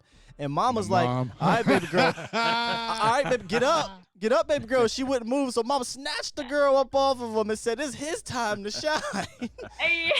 Yeah. I don't know why. No offense to all the significant others out there, but let them have their FaceTime. This is their moment, you know? I don't know if you've seen that, but go check it out on Twitter. Just type in NFL draft girlfriend. You'll see a whole compilation of them. Oh yeah, no, they're hilarious. And there was the thing too with CeeDee Lamb. CeeDee Lamb with the girl trying to grab the phone. He was like, "No, yo, Nope. I'm waiting on a call." Yeah, this is my call. Don't be touching that phone, girl. Yeah, see, Now, got you know hands. what I'm about to say, Scott and Big Gay James, but I'm not gonna bring that No, up. let's No. not. Bree, you gotta watch the show, Bree. We're not gonna bring this back up. You gotta go watch the draft show. Yeah. We had this whole little thing about letting your significant other see your phone Look at the and phones. Yeah. It brought it all up. Turn into a whole thing. Password. Yeah. it turned into a whole thing. But oh my goodness, this was fun. This was absolutely fun, Bree. We appreciate you coming on. And one more time, let them know where to find not only you but your D210 Sports as well, because that's also a big part of what you do. Yes, so d210.tv, you can find my articles and videos, and then I'm on Twitter at Dix Brianna, Instagram at Brianna M Dix, and then I'm on Facebook, but that's really not, Yeah. I don't even put my Facebook on here, so Yeah. it's a whole different thing on there. It's friends and family, pretty much. Yeah. Now, do you have a podcast going on or anything like that? You need one, girl. I do not, but I have been told by so many people. In fact, it's funny you mentioned Yeah, you need that. to get it I joined Patrick Kahn Okay. yesterday on Third Down Conversion. And that's he interesting. What was that? said that on Twitter earlier today. He was like, "Bree, you need a podcast." Yes. Yeah, you do. Dude, I was I'm like, telling "Oh, you. I do. I've thought about doing one. People need to help me come up with a name for that too. Oh well, listen. Yeah, you on the right Brianna the show. brain. Brianna. Brianna the brain. You on the right Yeah. show. In all seriousness, though, I know we ain't Yeah, big right. time, but if you do get into that, hit us up, man. We'll try to help you out on some of the ins and outs of the podcast. Yeah, thing. we know a little We've bit. been We got you, podcasting Bree. for a few years. We got you. Yeah. Yeah, I would love to do one. You should. Yes, Pretty indeed. smart. I They need, love I need you to in get here. on that. I need to get on that during this virtual quarantine time. You got a That's mic- what I'm don't saying. you got a but this is the microphone behind you? motivation. You got a microphone, right? It's like a Hobby Lobby one. It's fake. It's a prop, if we're being honest. Shout out to I Hobby love Lobby. it. I love Like, legit. Yeah. I thought that was like an actual. So did Right, I. I right. saw. I was like, okay. Look at I was the thinking the thing. same. I'm glad you said so because I was like, dang, man, she got That's the a nice official little mic mic. back there. The I mic. didn't mean to put focus on I that. would be using that right now if it was Right. a real one. No, I'm like, maybe she's saving that for extra crispy stuff, for the Right. for the Well, NFL they already Network. gave you the name, Brianna. Brianna the Brain Oh. Podcast. There it is. There's your There you name. go. Go make it Love it. hot. It will be I hot. love it. Hey, all you Yeah. need is a microphone and your laptop or computer, and just start going. Just start going, man. Spitting that stuff. You are awesome. You're great. Thank you. Fellas, do you want to take a quick break and come back in and kind of attack a little bit more of this with the chat here? Yeah, we can finish it up. We Okay. Finish it up with there. Yeah. We'll do that then. With that said, Miss Bree, thank you so much for joining the show, and I'll definitely be in touch with you here afterwards. To kind of see, if you want to come back on again later at some point. Hopefully training camp or something. We'll see. Right.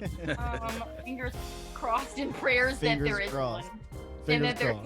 there is because oh god, I it's gonna know. be one long off season if there isn't. I know. But we'll be right back, guys, okay?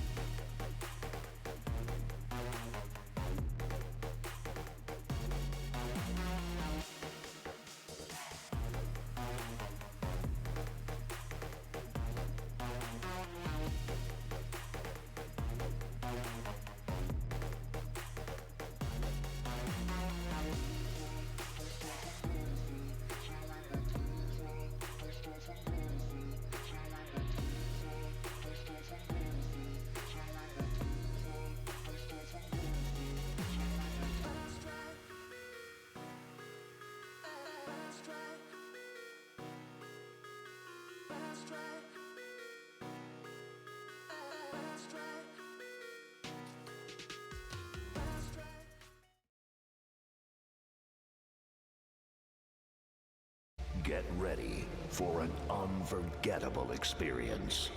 Are you ready?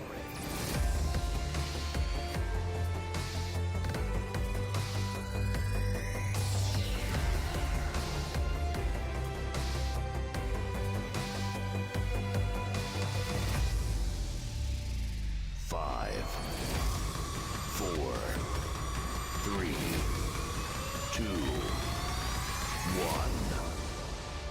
Let's get hype.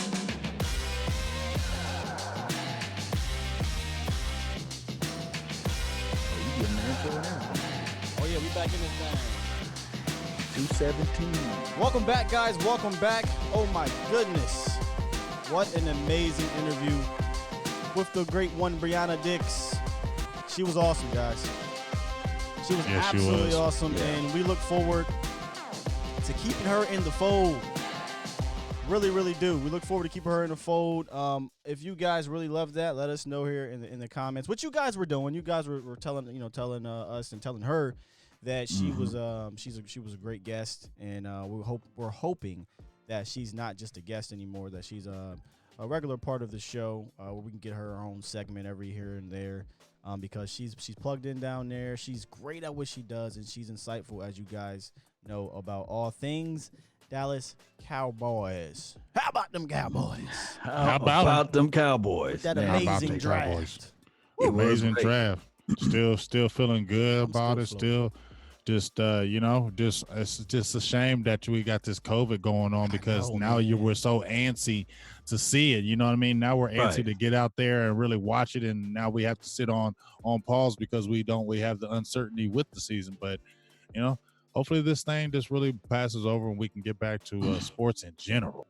Yeah. If we can get back to the realities of like just sports, then we can be okay, But we need that fix, and hopefully this draft gave us a little. We can look at some film on some players that we can have some hope and adulations on. But outside of that, it's going to get to a point where we want to see some hitting.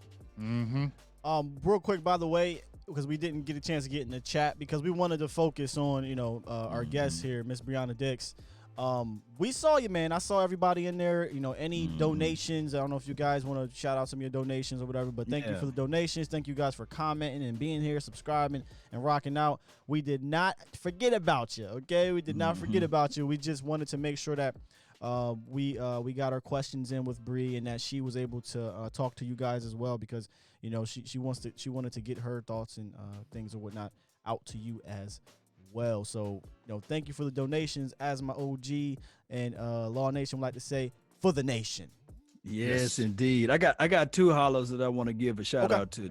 I got Justin D, who upgraded. He just said, man, I just want to upgrade from a silver elite member to a platinum elite member. So I really appreciate you, man, for that. We love that upgrade. I'm saying, to help upgrade the nation. I really appreciate you. And then Jesse Newman, man, while we was having this wonderful talk track with Bree, he donated 10 to get in. And he said, great stuff, guys. Really appreciate you. Thank you. And somebody made a Cash App, man. I really appreciate all of the Cash App kings out there. Yeah, sorry, guys. Forgot to we put would the start. Cash App. Yeah. We would start doing some good things with those who do the Cash App. Maybe an alert to come across the screen, because I know you guys, when you make that, people don't get a chance to see what you do. So me, Big Game James, and Sky, we're going to do something special for those who make Cash App drops or what have you. And, just stay tuned for that. Maybe we would have the Cash App hero or Cash App king or something like that, and have your name plastered all over the screen on the next episode. But I really appreciate you. Hey, yeah, I definitely like that one. Hey, if Eastside's in here, I just gotta say, Eastside, listen, dog, you gotta chill out a little bit, man. You gotta chill out a little bit. You said some things in there that just relax, Playboy, relax. People were saying they feeling the music. Yeah, I'm gonna try to get y'all some more fire. I like to try to switch it up a little bit. We kind of got like a base of what we play, because I really like that one track. This one right here, I love this thing. I'm gonna try to give y'all some more heat for those to keep you around and waiting and whatnot. KMT, my boy, welcome to the club. He joined the membership the other day. He said, man, really love you guys. Thank you. And Joe said she was awesome, great insight. She really is. She really knows her stuff, and that's why we were not going to bring on anybody on here that doesn't know their stuff.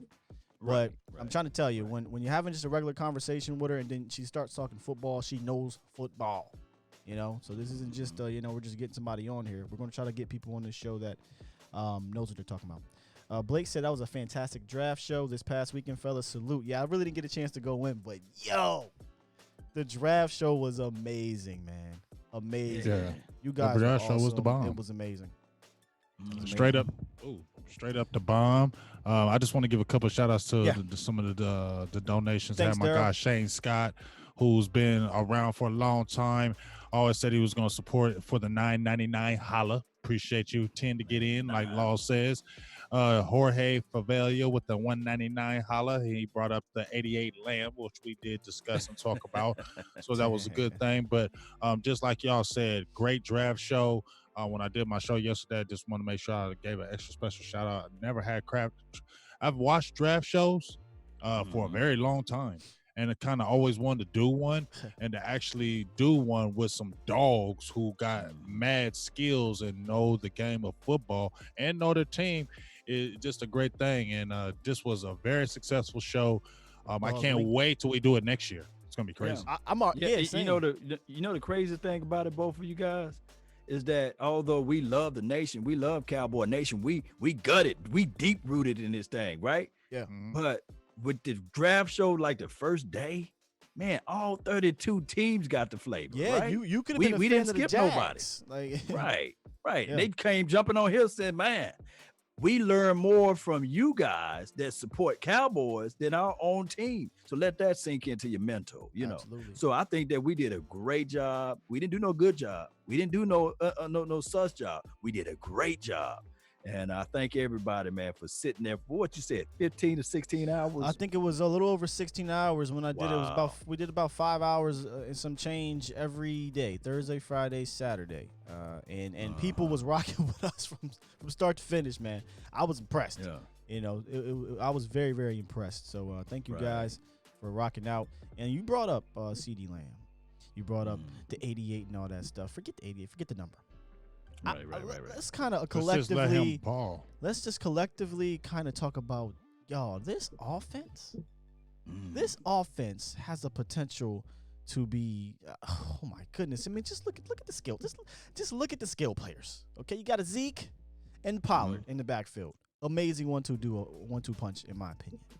Right? Dak Prescott, an ascending young quarterback, still doing the damn thing. Gallup, Lamb, and Coop as your top three. Oh, and then Blake Jarwin at tight end. I mean, how explosive can this offense be, man? Is this the best set of weapons that we've had from top to bottom since 14? I see that you can line that offense up at 10 personnel if you want. Remember, we didn't do a lot of 10 personnel in the Jason Garrett administration due to the fact that we had a guy that wore number 82 that refused to get off the field. So I think that you can line up 10 personnel with this. And even if you want to go 11, I think you can do that as well. I don't see any harm even going 20 personnel with this particular lineup in this particular fashion. I think that this team will utilize all of their weapons, and I don't think that there will be any political football or anybody that's showing that, hey, I call it the this buddy guy got system. cronyism. Yeah, the buddy to buddy system. No, I don't see that. I'm looking at this is going to be raw, pure football. You got the young mind of Kellen Moore. You still have the brilliancy and the I guess the wisdom of a Mike McCarthy, who worked with plenty of quarterbacks and quarterback coaches and beyond and all stars as relates to quarterbacks themselves. So I just look at this offense being different. Although we put up close to 5,000 or over 5,000 collectively yards on offense last year and put up 28, 29 points a game. Look, big game James and Sky. I think that we can not just double that, but I'm just sitting there saying that we can be at least a touchdown plus from what we were last year. And I think by being a touchdown plus, it makes the opposition panic. It makes the opposition think that they got to score to keep up with us. And then we give them some of that defensive action. How do you guys feel? Yeah, I mean, I feel that. I think, excuse me, one of the things that I really like about it, I hope that really comes from this offense is, remember when we talked about what do we want to see a little bit different? I think we talked about this at the beginning of the year, Law. What do we want to see different from this offense? One of the things I wanted to see from this offense was the explosiveness. Remember how we always talked about how we'd have, even with our offense last year, even when it was the top offense, remember we were still having 13, 12 play drives where it was taking us all the way down the field, taking up the whole clock. And if we didn't score a touchdown and the way our defense was playing, it was almost kind of putting us behind the 8-ball. You get what I'm saying? So this really stands out to me is you got a Blake Jarwin. Now you remove the Jason Witten.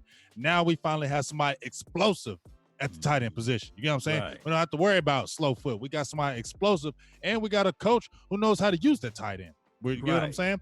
So now you get a CeeDee Lamb, you got a Amari Cooper, you got a Gallup, like you said, you got Zeke, you got a Pollard.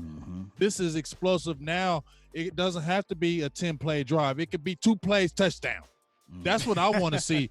2 plays touchdown, 1 play touchdown. You know, where you're putting that stress on the other team's defense. Now they got to come in. Remember, why was Dallas so good in 2016? The offense was so damn explosive. The defense wasn't that great. But that offense was so damn explosive, it put the pressure on the other team. They had to move away from their run game. They had to move away from going down the field long because we're already up on you 14-0. Remember how we was just scoring at will on teams and we were jumping on them, and they had to move away from their game plan because their thinking is we got to keep up with these guys. Mm-hmm. That's what you like. And if you can add to the defense where they say we got to keep up with you, but damn, their defense is so good we can't score. There you go. Clay and Daryl said, damn the 40 burgers. We want 50 burgers. Hey, give me 55 burgers. I don't give a hell. We'll take any kind of thing you want. It's truly going to be difficult to contain this offense if we can get some type of camp, some type of something. But the beauty of the team, I know a lot of teams are going to be in trouble if they don't get a full camp or something because they don't got a lot of players coming back. The beauty of this team is that we have a ton of players coming back that's already played in this offense. They've already been here. And we've seen our quarterback, Dak Prescott, showed the ability to bring in a weapon off the street or through trade or a guy he's never worked with in Amari Cooper and have instant success. Instant success. Even if you think about Randall Cobb, a lot of people in the offseason in training camp are like, man, Cobb's dropping balls, man. It doesn't look like Dak and Cobb are on the same page. And what happens in the regular season? Boom, 900 yards, 3 touchdowns. Should have been 1,000 yards and 6 touchdowns. So you bring should have resurrections of Cobb because he was considered. Resurrected him. He resurrected his career. Resurrected, yeah. You got $9 million off that 1 year in Dallas. But think about it, and this is what's so funny to me about the stuff that people come out about Dak is not only did he resurrect Cobb's career, wasn't everyone saying Amari Cooper was done? Then they say, he can't catch. He don't like football. He don't love football. He's know this. He's know that. And you're bringing him to Dak. Ha, ha, ha. This is funny. And all of a sudden, Amari Cooper and Dak Prescott are one of the best 1-2 punches quarterback wide receiver duos in the last year and a half. And it's all Amari Cooper. But just last 2 years ago, it was Amari Cooper's done. Y'all got to make up your mind, man. Well, you can also throw in Michael Gallup. Look at him in his rookie year. He had 33 catches, and he doubled those numbers this past season, made 1,000 yards. Who got him the ball? and that offense. In the offense, you know what I'm saying? So I think it's just going to be difficult because, let me just pull this back up. Hey, Scott, do you have that deal that Richard Sherman put out there earlier? Was that real? I thought that was fake. Was real. I thought. Let me know in the chat box. Was that what was real? What? So Richard Sherman? Go ahead. You want me to tell him? Or you want to tell him? Go. You giving out to the nation. I think Richard Sherman said that they asked him, "Who was your most difficult quarterback you faced?" And he said, "I know there's Rodgers, there's Brady, there's Breeze, but the most difficult quarterback that I've played that has been the hardest to play against is Dak Prescott." What? Yeah. Is that what he said? What he said. Richard, he ain't gonna lie to kick it. He gonna tell you how it is. Shout out to Skeptical Fan. What's up, Skep? He had a $2 donation, says go Cowboys. And shout out to my man Colin. I'm not sure if Colin's back in here, but he had a $9.99 donation. Thank you, sir. Appreciate you. Shout out to my dog John Jones for the $5 holler as well. Josh says I want that pick. Josh, I thought about watermarking the pick, but are you a member on I don't know if Josh is a member on my channel or any of the channels, but if you want like a crisp version of it, I can put it in my member thing and or email it to you or whatever. It doesn't matter, but I have no problem giving this thing out to you guys. Maybe I'll post it on Facebook or Twitter and hopefully it floats around. For the nation. That's what I'm talking about. Check this out. Skywalker KMT72 says, check this out. And this is a valid point as well. Imagine if we didn't have the highest drop percentage of any team. Is he wow. Imagine it. Wow. I got you, fam. Let me bring up a picture. Y'all keep it going. I'm going to bring up some statistics about that because Dak did what he did and our receivers, they led the league pretty much in drop percentage. Gallup had 11. Yeah, Gallup had 11. Coop had, I think, like 8. 7 or 8. 7. Okay. I mean, 7, Cobb had 8. Coop, I 8. think, had like 7. Yeah. I mean, now here's the thing, though, just to give some objective here. I don't like drops. They're never an official NFL stat or what have you because they're so subjective. Right. And, of course, now all of the balls are right on the money. But I will say this. The wide receiver have to help out the quarterback at times. And I think that there was a great quote by the great legend, 88, Michael Irvin, who said, hey, it's not about that. It's not about the quarterback putting the ball in the actual numbers. But it's about the quarterback putting the ball in the proximity. If you think about an area code, you see, the quarterback just have to land the ball in the area code, and that way I can snatch the ball. It's somewhere out there on his Twitter handle. I wish I would have screenshotted it and sent it over to you, producer Skywalker Steele, but I don't have it. But people can help me out. Y'all can find it out over there and hit me up on the gram. Yeah, you know what I'm talking about. You remember that quote from Michael Irvin said it. Michael was like, man, it ain't about he said it's not about putting the ball between the numbers every single pass. He said the quarterback's job is to get the ball in my area, and it's my job to catch it. Yeah, you said it right on the money. Boy, you got some. That man quoted it. That man quoted that. Word for word, line by line. He said line for line, line for line. Yeah. He said, put it in the area code. Like, I don't need you to have the ball, at the perfect position every time. And unfortunately, guys, we have a quarterback that plays for a team that everyone wants that to happen. Right. But the greatest catches of all time, I'm going to say one, is that I always kind of am mad at it because it was against one of the greatest defensive backs for the Dallas Cowboys in history. He wore number 24. Big Game James probably cried after the game because I know I was mad. You remember that catch? You remember the catch? I only had to say Walls, man. I mean, but was it a throwaway? He was throwing the ball away, right? He was throwing the ball away. What hurt me so bad about that pass is that you kind of, Everson Walls was a dog.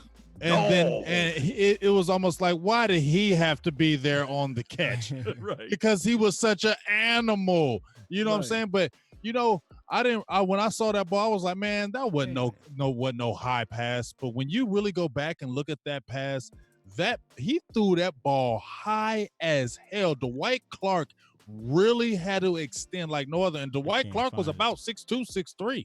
Right. He wasn't no short dude. Right. And the other catch, just the inverse of it, the Hail Mary. That was an underthrown ball. I got you, Josh. You remember that Big Game, James? Hell yeah. It was not a ball that was right on the money, but Drew Pearson, hey, he caught it. Hey, and then KMT72s, and I posted this, and it said there's a video on Twitter showing that there were 51 accurate passes that were dropped, and I posted that video actually on my page because I got it from this Twitter handle, and he had 3 videos where he was breaking down Dak Prescott and basically saying how the receivers were giving it up on Dak, and Dak was doing a lot of his job. Now, let's be honest. We know that Dak isn't perfect. We know he still got flaws. We know he still needs to get better, but you're just a hater, and that's all I'm gonna say about you. Like, I'm not gonna say nothing else about you. If you come in there talking about Dak and you come with these same elementary theories, don't speak to me. Don't talk to me. You're just a hater, and that's all I'm gonna call you. I'm not gonna have no conversation with you because you don't know anything, because you just have to see where this man has progressed from year one when he wasn't even supposed to be playing. The man was not supposed to play at all. He's supposed to sit at least 2 years before he see the field because they felt he wasn't ready. And look what this man has done. Wow. The reason why I wanted to bring this up, though, this scene here, and just have people look at it, because it's one thing to say, oh man, yeah, we got Coop, we got Gallup, and we got Lamb, right? It's one thing to say that. It's another thing when you actually lay out all the actual real weapons. And I just find it hard. So what do you do, right? You stack the box. You're going to double Coop as well. I mean, you got Lamb who's going to get your third corner. Oh, by the way, Blake Jarwin can hit the seams with the best of them. Okay, you're not going to stack the box. You're going to play back. You're going to play some soft zone, or you're going to keep your safeties far back because you're afraid of Lamb and Coop or somebody going over the top. Well, hello, Ezekiel Elliott. Hello, Tony Pollard, right? Hello, Lamb underneath. Like it's going to be very fun. In fact, the reason why Kellen Moore is there is because Mike McCarthy came out and said him and Kellen Moore linked up.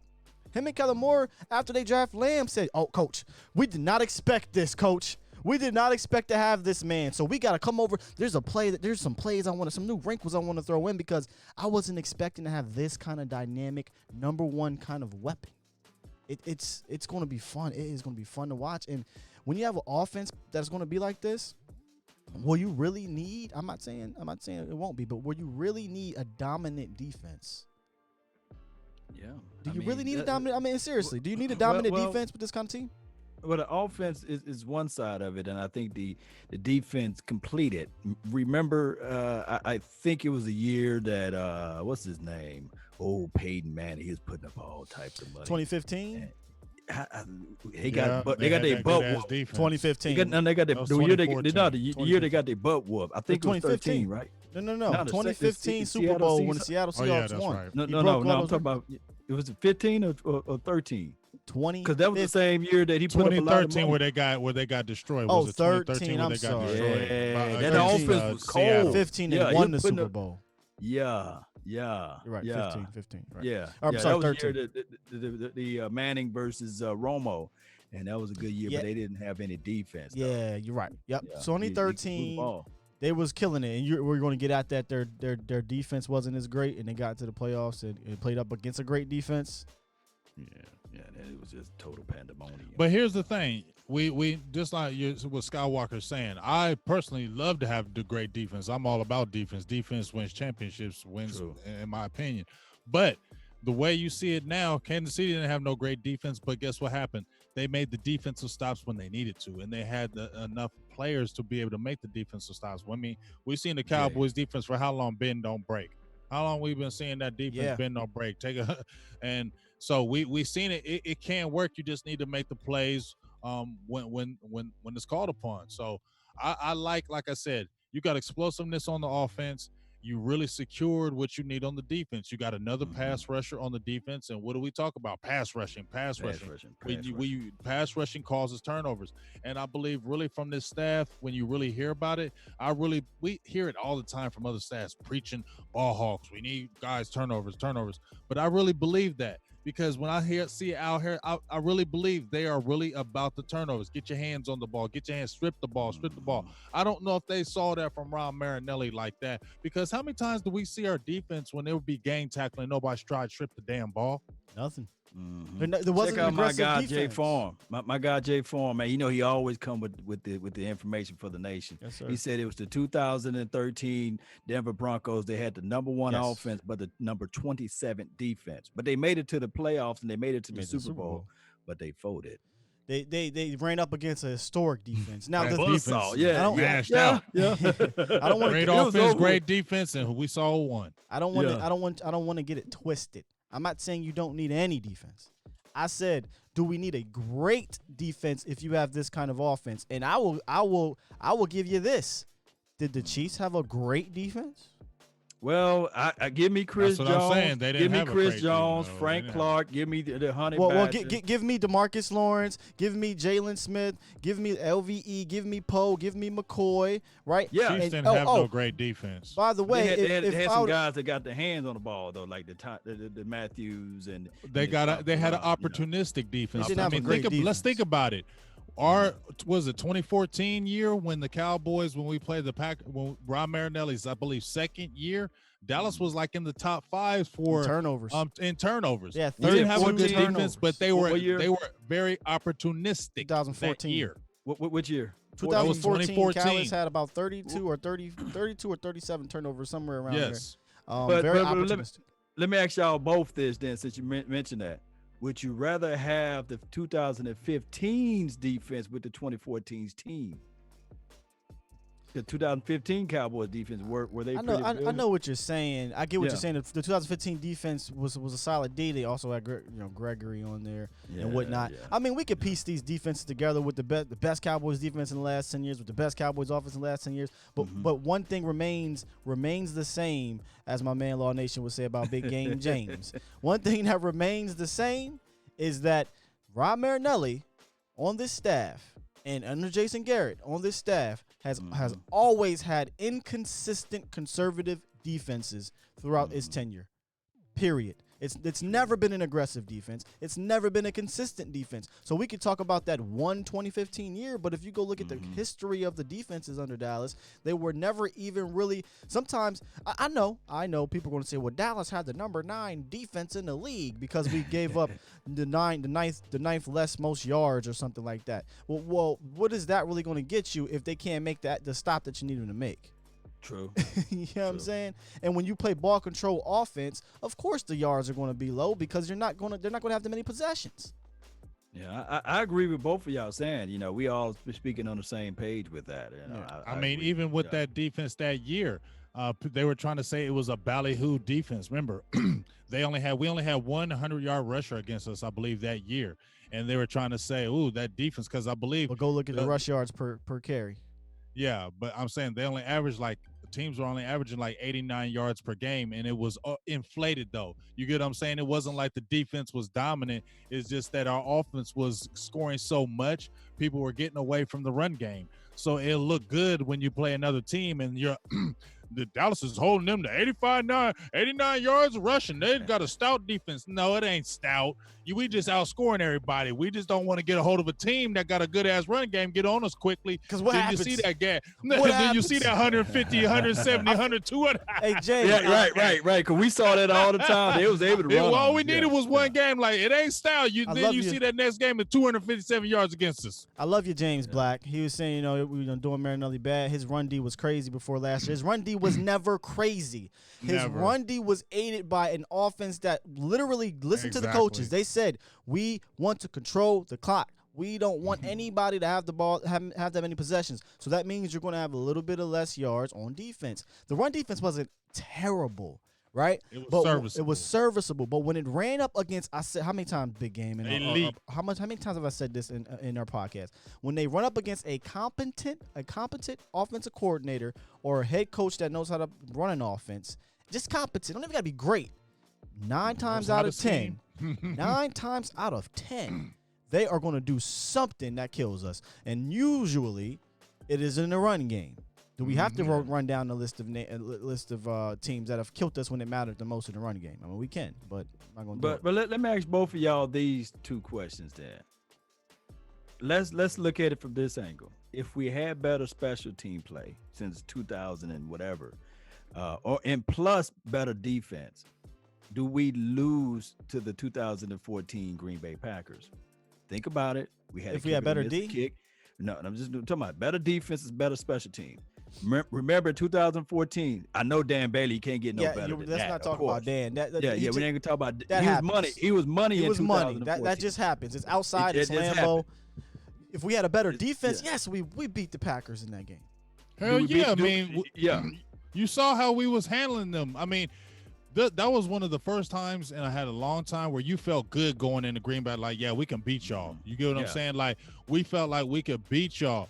But that Aaron Rodgers, dog. But like I said, that Aaron Rodgers, because he was killing us with a messed up calf. He could barely even move, and he was still completing them passes on us. And people forget. Everybody always talking about the catch with Dez, right? Oh, if he would have caught the ball, or if Murray wouldn't have fumbled, we was gonna beat them. They still had 4 minutes and 37 seconds left on the clock, and we would have scored a touchdown. You get what I'm saying? Right. And Aaron Rodgers was eating us alive. So we can't even go by and say that we were going to beat them after that. Yeah. What about this? 2016, if we had better defense, do we win that game? Oh, well hell yeah. They jumped on us 21 to damn 3. They jumped on us 21 damn 3.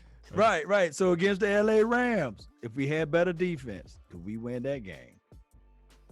I thought the defense wasn't horrible. Besides, your guy named they were horrible in the run game. In the run game, they were horrible. Yeah, they were horrible in the run game. But again, what happened? They had a chance to make a play, and what happened? They don't. And everybody was praising that defense. Time out. You said if they had a better defense, well, how much better do you want to be according to fans, right? Remember, we had this great defense with LVE shutting stuff down, Jalen Smith shutting stuff down. We did what we did to the Saints, but that's the same year that I said if we run up into a competent head coach, if we run up into a competent offensive coordinator, then you will have a team that does what they do. And it will happen. The Colts ran up against us, right? The Rams ran up against us. Yeah. And I'm just trying to pull it out, man, so that I think that all of those warts are finally gone. This is my opinion on this. All of those warts. I think that we went out there and we said, okay, we ranked bottom last on special teams. Let's go out there and find the best special team coach possible. And let's figure out ways to get people in here, not from a political agenda, right? And then on top of that, we knew for sure that we couldn't stop the bleeding with the run. we went and got some big plugs to put deep inside, and then we reassured it with drafting Gallimore. I think that he's going to be one gap, and we're not expecting him to play 50 snaps. He's going to come into the fold and say, okay, I got you 20, 25. And they looked at it like this. Of course, everybody's saying now that we didn't have no safety, which is, of course, I'm all in favor right now of giving up a first and a third for Jamal Adams and let's be done with it. But I think that would not happen, right? So it's somebody. It seems like it's done now. It's done because they extended him, right? Yeah. They extended him. So that dream, that ship done sailed or what have you. So I'm looking at it like this. They still got some evaluation to do. There's still some people that probably they can pick up, I guess, right before the season starts, some veteran. There's going to be some cuts. They may still go out there into the bag, or they might just say, okay, Donovan Wilson, we trust you. We trust you. Let's get this defense stapled in. And I think that the way this offense is constructed is that we will still see some of the similarities of the 2016 and the 2014 offense, whereas we can score at will and we can move the ball at will. And on top of that, when we put money on the board, teams are going to be trying to match that energy. And by them trying to match that energy, it's going to be too late and they abandon the run. They one-dimensional, and we get turnovers and takeaways for the 2020 season. I agree. I think the offense is going to help the defense this year. True. In a different way. True. In a different way. Yeah, they're not going to do it like before where we control the clock all the time to keep the D off. I think they're going to make teams have to put the pressure on them, which we've been asking for. True. I think we're also going to have just a more of attacking style defense. A lot of times we've seen the cover 2 or the cover 3, and we've seen where we're sitting there thinking like it's a 3rd and 7. Why are our cornerbacks 10 yards off these receivers in a 3rd and 7, and they hike the ball and they throw a slant and they get a first down? It's like, damn, man, like you don't see that as a coach. But I'm gonna keep going back to this. I just really feel like when Chris Richard came over to Dallas in 2018, it was loose, it was free. There wasn't the expectation drilled in the head of Super Bowl because they didn't feel like they had the Super Bowl type maybe players. I feel like they felt it was more of that we talked about was more of the Super Bowl bust, and coaches were coaching for their lives. So a lot of the freedom that we didn't see, we saw in 2018, we didn't see that freedom in 2019. We saw a lot of tightness. We saw here it is. This is the truth. If you coach not to lose, you're gonna lose. If you coach not to lose, you're going to lose. No matter what you say about it. I've coached too long. And when you get conservative and you coach and scale back that playbook because you don't want to lose this game, a fumble happens, an interception happens. The little dumb things happen because it's the mental. I mean, this game, they say it's physical, but so much of this game is mental. And when you're mentally holding back, those are when the mistakes happen. And we've seen it happen this year. How many times do we see a bad interception or a fumble or a penalty or anything like that? Because you're coaching not to lose. It always backfires. Yeah, case in point, that game that we lost against the Green Bay Packers. This year? We were running the ball. We tied the game up. I think we was going in to take the lead. We actually took the lead, didn't we? We scored 31 first. In 2017 which year was it? 2018. 2018. I think that we got to the money zone or close to it, and then we said, okay, now it's time to be conservative. We planned for the field goal. It's only 30-something seconds left on the clock. The good old Aaron Rodgers, he won't be able to talking about the playoffs. The playoffs. Oh, yeah. Playoffs. Yeah. We didn't play to win that game. We played for the field goal. But that's how it's always. They always play that like that under Gary. We all knew once we got near that 35-yard line, a field goal is coming.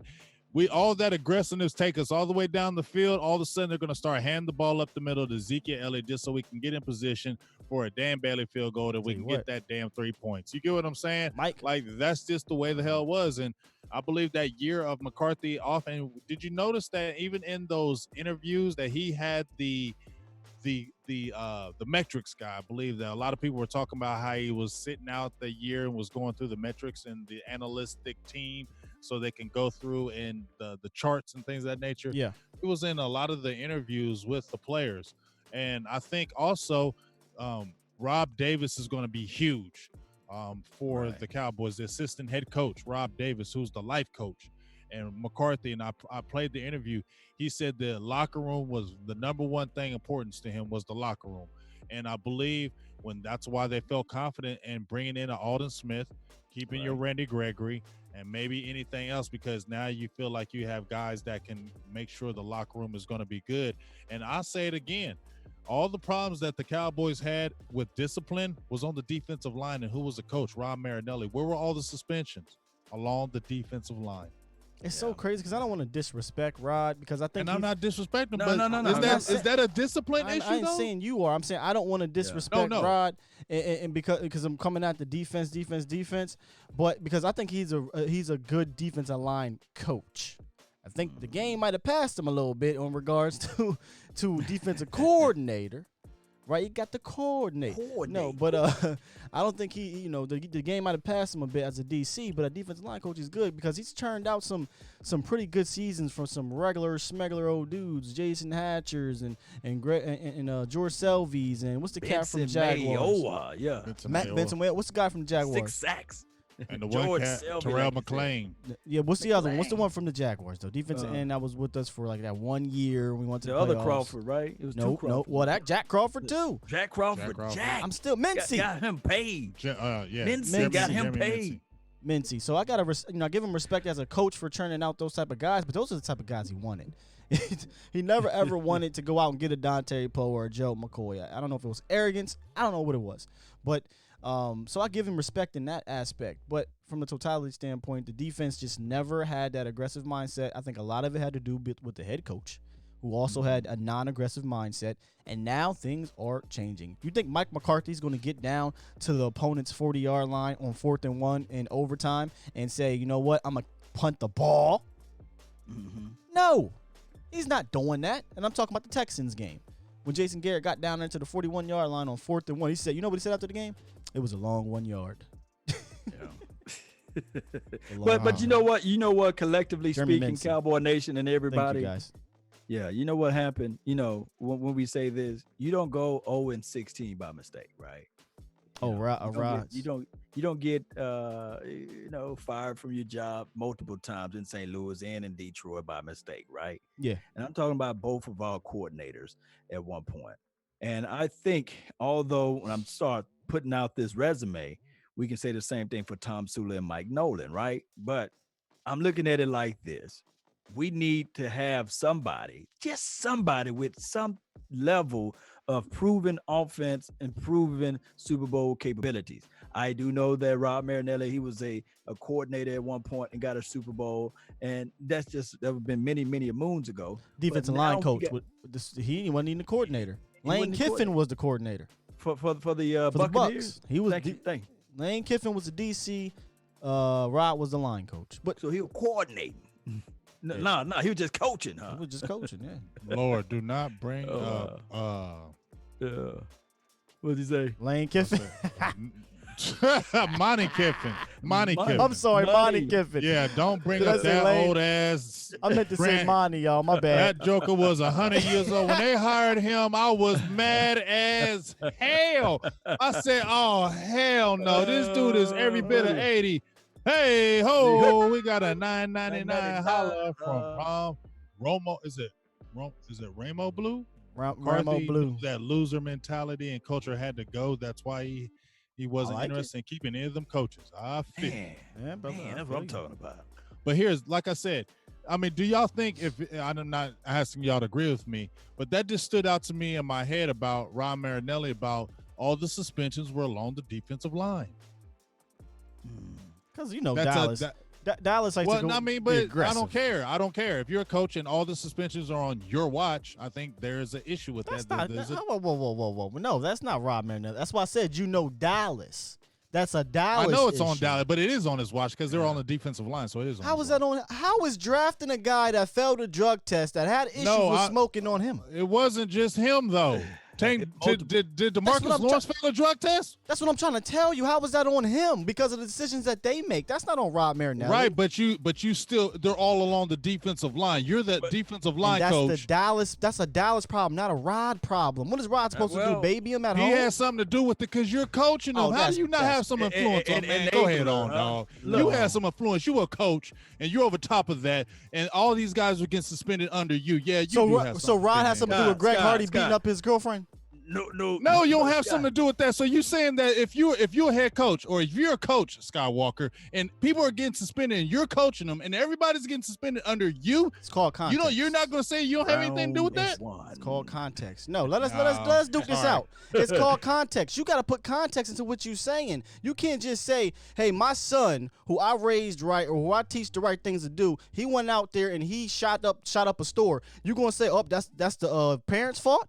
If I raise him right, you raising them. So you gonna say if you got a kid that's acting up in school, who do they go off on? They call the parent. Raising my son they call right, the parent, right? If I'm right, you raising the son right. Right. And if I'm raising my son right, and he go out there and he does everything fine here, then he goes out there and does something stupid. That's not my fault. It's not Rod's fault that Greg Hardy beat up his girlfriend. That there's a smoker on the team that was smoking before he got there. That David Irving's crazy. So then what are you talking? So if you have a whole bunch of suspensions or things going under a coach, you're not gonna say, oh, that's just all the players. The coach ain't got nothing to do with it. I'm not going to put it on Rod Marinelli. Context. I'm not going to put it all on him, but he has something to do with it because they're under you. Please. And if your kid is going to school and your kid is getting in trouble all the time, and they're saying, hey, guess what?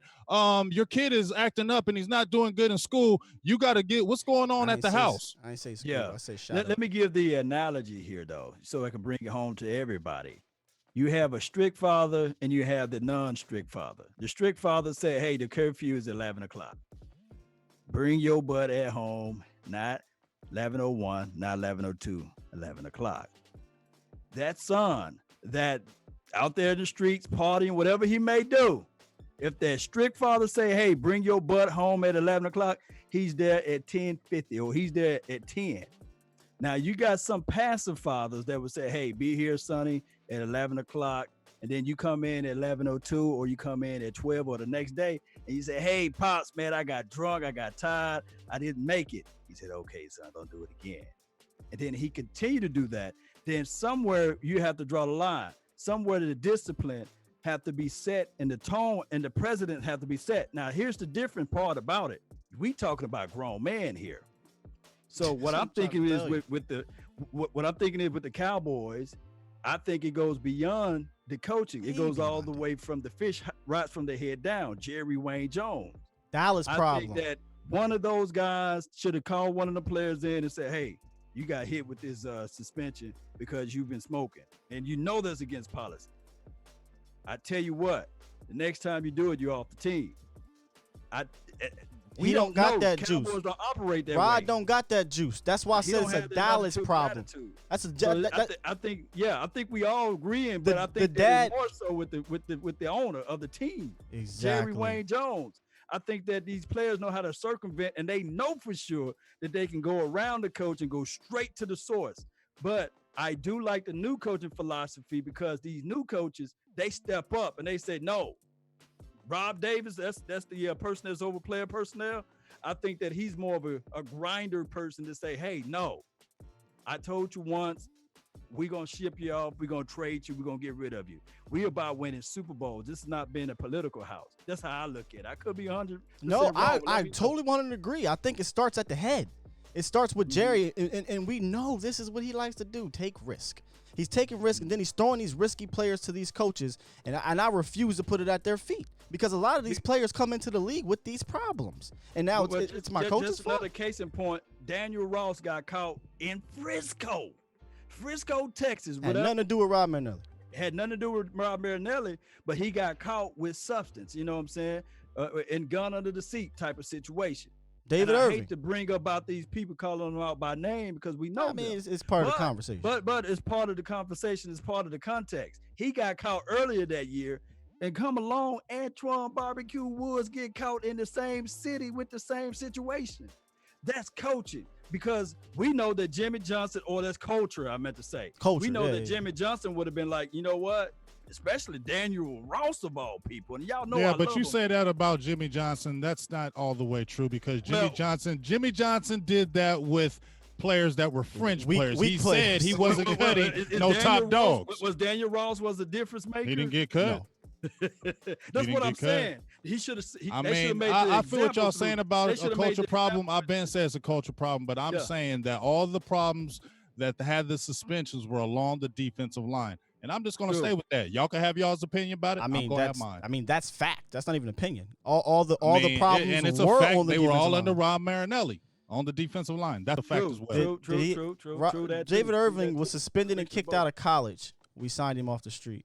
Greg Hardy beat up his girlfriend. We signed him off the street. Antoine Woods, what were his issues? I'm talking about Antoine Woods. Hold on. Okay, but he got in trouble too, though. He couldn't play one game. Antoine Woods, a 25-year-old grown man that got caught with weed in his thing. I mean, are we really about to say that's? I'm not blaming the coach. I'm saying that all these players were under him on the defensive line. That's more of a coincidence. So, yeah, well, you say it is, I say it won't. So that's just the way it is, I guess. We're going to have to agree to disagree. Yeah, because I'm not going to agree with what y'all saying. That's fine. I'm just not going to. I just hope Jerry Jones. Hey, what I'm saying is both of y'all right. Believe it or not, both of y'all right. I hope you listen. I hope Jerry Jones listen to Mike McCarthy. Y'all right. Rob Marinelli had his issues with that, as well as the overall culture of what Jerry Jones allowed to establish. You know, I think that Rob Marinelli should have said, at least went to Jerry and said, look, man, hey, these guys keep getting suspended for these crazy things. And I know we need them, but we got to set some type of an example by somebody. At least somebody got to be the sacrificial lamb. Somebody. I agree. Because it was like nobody ever got in trouble. It was like they got popped and okay. Okay. Like, damn. He served his suspension. He'll be right back. Certain things you can be like, I mean, if we're being honest with each other here, certain things you can be like, okay, listen, it's Tristan Hill, for instance. Tristan Hill, that's one I could actually agree with you on, in the sense of this was under Rob Marinelli because he wanted him, right? Like he's the one that was championing for Tristan Hill going to this thing, and not sleeping in an interview or sleeping in a meeting or something. In the room. Him and Woods.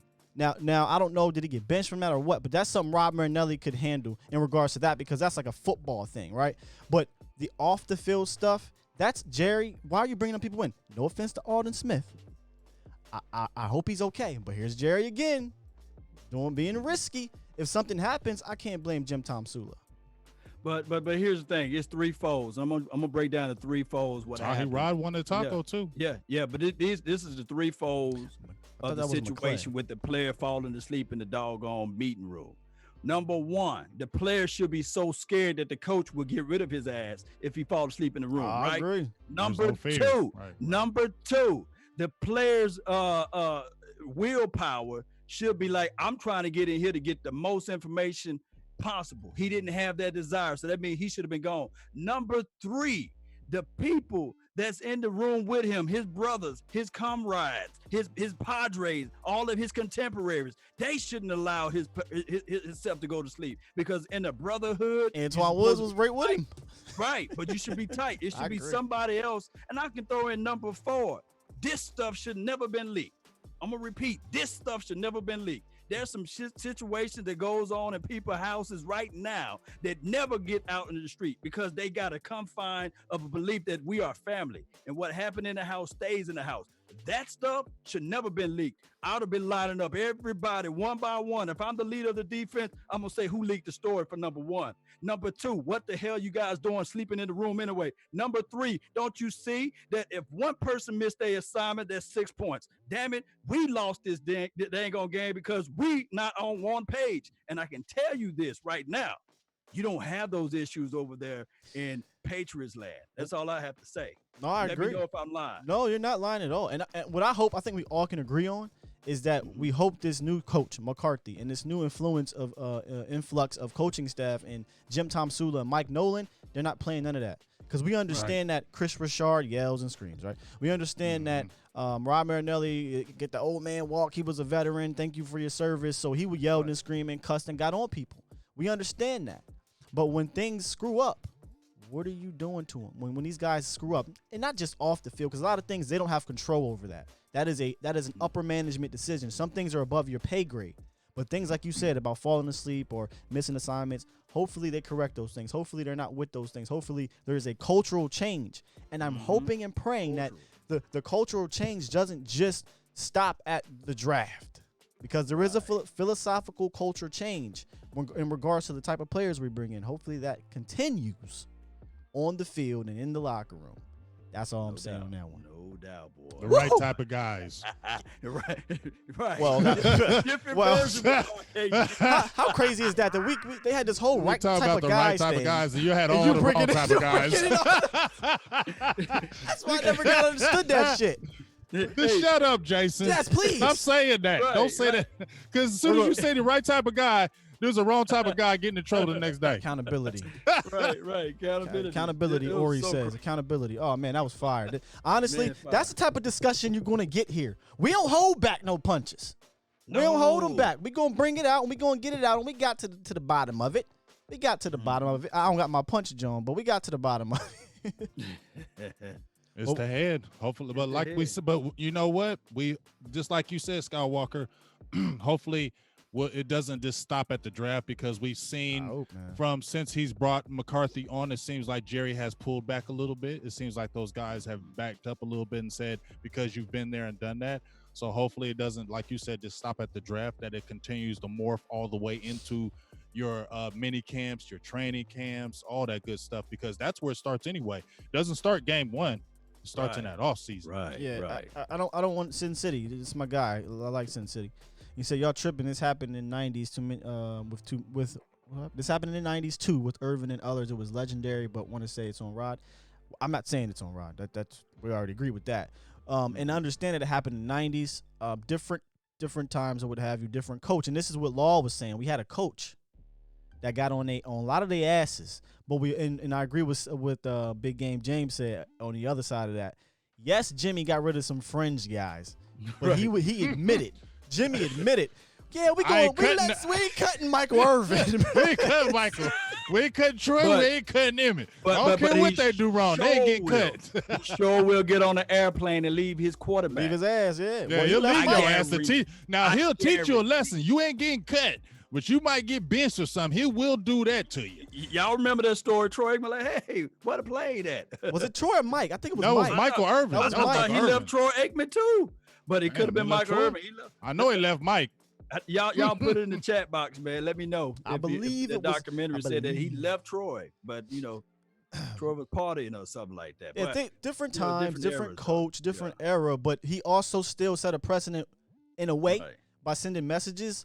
What kind of message did we send last year when guys were Right. screwing up? When guys weren't none. In I mean, if they anything, weren't scared. In fact, if anything, you basically telling them, you know what, Randy Gregory, smoke as much. Not saying I'm even 420. I'm all for it. More power. You know what I'm saying? But you're basically telling Randy and David Irvin, whoever else you kept on the roster too long, which Randy's a little bit different because we understand it was he genuinely loves football and stuff. So I hate to throw him in there. I really do hate to do that. But what are you telling people signing Greg Hardy? What are you telling people keeping David Irving around? What are you telling people keeping Antoine Woods? Granted, again, I'm all for 420. But what are you telling people keeping Terrence Williams around, falling all over on bikes and whatnot, and ran in DUIs? What are you telling people? Kept him the whole year. Well, you kept him the whole year. He didn't even play. It's two things to that coin there because Joe Randall. Did he get cut? I think Randall got cut. Yeah, Joe Randall. But after all them, but he had hella opportunities. After about 15 opportunities. Yeah, hella opportunities. They needed a running back. Yeah. But everything is magnified in Dallas. Like I said, domestic violence, DV, doesn't happen unless it's in Dallas because Frank Clark had the same nefarious situations that happened, of course. Yeah, nobody mentioned it. Of course, the Reuben Foster, they said, okay, we'll slap him on the wrist, although he got injured the same year, what have you. And they really didn't do anything to him.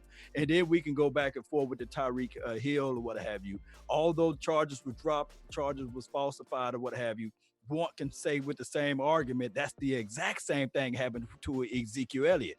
Falsified documents, the lady wasn't there. The other investigators said, hey, we find no fault in the man, and they still suspended him. So I do know that there's different set of rules. Context, and yeah. My thing is, within the context of people saying, well, this is America's team, and you should be able to understand that you got to play with a different level, or heavier is the crown. But I can say this, well, when do we get the favors there?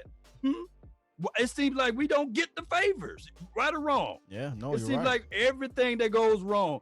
I mean, David Irvin is in a chokehold move in the playoff game. Randy Gregory, they said that he's going to reinstate him. And then all of a sudden we get to the playoff. No, we're not going to reinstate Randy Gregory. The Dez catch, no catch. You know, that's a whole other conversation. On and on about these conversations. And the level of the playing field is never balanced, dare I say. Well, so, we didn't take any risks like that in this draft, so that gives me confidence. The risk that we did take, though, and this is I'm going to be patient and cautious on this. And what I'm saying is Alden Smith, that is a Jerry Jones move, but I don't think that was a Jerry Jones decision, if that makes sense. I think he ran it. Remember, we got the nugget. He ran into McCarthy while he was going to go. McCarthy was going to go visit his daughter or something, and he ran into Alden Smith, talked to Joe Glazer, also talked to Jim Tomsula, saw the guy change his life around. So I'm hoping that this is just a feel good story. But I'm hoping that the Alden Smith thing is not. I hate to say it because I don't want to disrespect Alden in his turnaround, but I hope it's not a continued risk-taking type of thing again. Because guys, of all the risk we're taking, has any of them paid off? Have they paid off? I'm trying to think here. Gregory, nope. Greg Hardy, nope. Who else? We had it back in the day. Antonio Bryant, nope. I wouldn't really consider Dez a risk. Pac-Man Jones, nope. Yeah. I wouldn't consider Dez a risk because Dez, he got in trouble for having a dinner in college. Like, come on. You know what I'm saying? So I won't consider him a risk. But think about it. Have any of the risk paid off? So it's under the old regime. Though. Yeah, because it's not really even under the old regime because Dallas has always had wild Cowboys under Jerry Jones. I mean, they've always been wild Cowboys. I mean, let's keep it real. Cowboys always been high profile. I mean, even under Tom Landry, Hollywood Henderson. Yeah. I mean, they was getting it in. But that's in the 70s, they all was getting it. That's what I'm saying. Look. They was all on that booger sugar. Yeah, they was all. Yeah, they was all getting it in. Huh? We just watched Cocaine Cowboys again. That boy said booger sugar. They was all on the booger sugar. Yeah. Brought to you by Booger Sugar. My man from Cocaine Cowboys said, listen, the night before the Super Bowl, I gave all the Steelers coke. They all was high on cocaine. And he said he had the volume in his pants while he was playing the game in the Super Bowl against the Pittsburgh Steelers. No, I'm sorry. I don't mean to say has our risk paid off in the history of the Dallas organization. No, because Ori said Charles Haley risk paid off. No. I'm not talking about back then. It was a totally different coach. We had a Hall of Fame coach. I'm talking about ever since Jerry really had his full thumbprint on this team. Because he did not have his full thumbprint on this team with Jimmy Johnson. We know that. The guys, Jimmy was great. The guys played for Jimmy. They feared Jimmy. This was Jimmy's team. These were Jimmy's Super Bowls. Jerry, he made some of the signings and what have you. But are we being real? We're being booger sugar. We got to get it. We got to hashtag it. But I think T.O. paid off. I think T.O. paid off a little bit. We can't fault him for Patrick Creighton dropping and the debacle and the playoff. I can't be mad at the T.O. one. Can't get that was a risky deal. That paid little off. Bit though, because T.O. started coming out there talking about Romo and what's the name is drawing up plays. And it may have been true.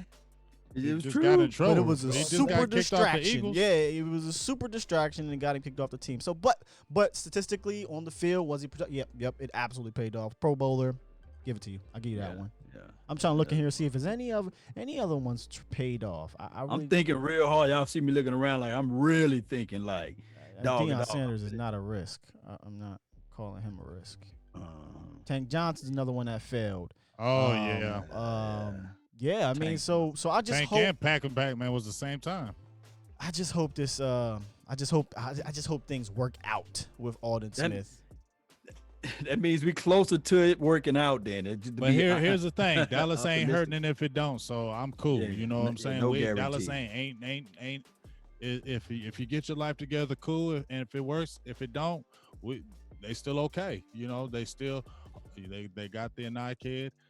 They still got guys that are in the fold that are young players. So, you know, we're gonna see. For something though, I just believe that I think he's gonna do it. They said maybe it's that blind faith. They said Lyle Collins worked out, although stop. Nah, he ain't. Stop, y'all. We not using Lyle Collins do that. in this one. Don't do that to Jordan Lewis. Remember he had that no. Although He hit his girl with a pillow. What Mickey would say? Were you there? Oh, Mickey Spags, boy, were you there? She said she took his ass to court because he hit her with a pillow. She saw that money leaving. She was like, "No, he got drafted. What?" I'm not going to go there with Lyle. Lyle was that was effed up. Yeah. What his girlfriend? He had nothing. They questioned him. He didn't have nothing to do with it. The whole league got They just shook. questioned him. Right. They just questioned him, and they're like, we ain't drafting him.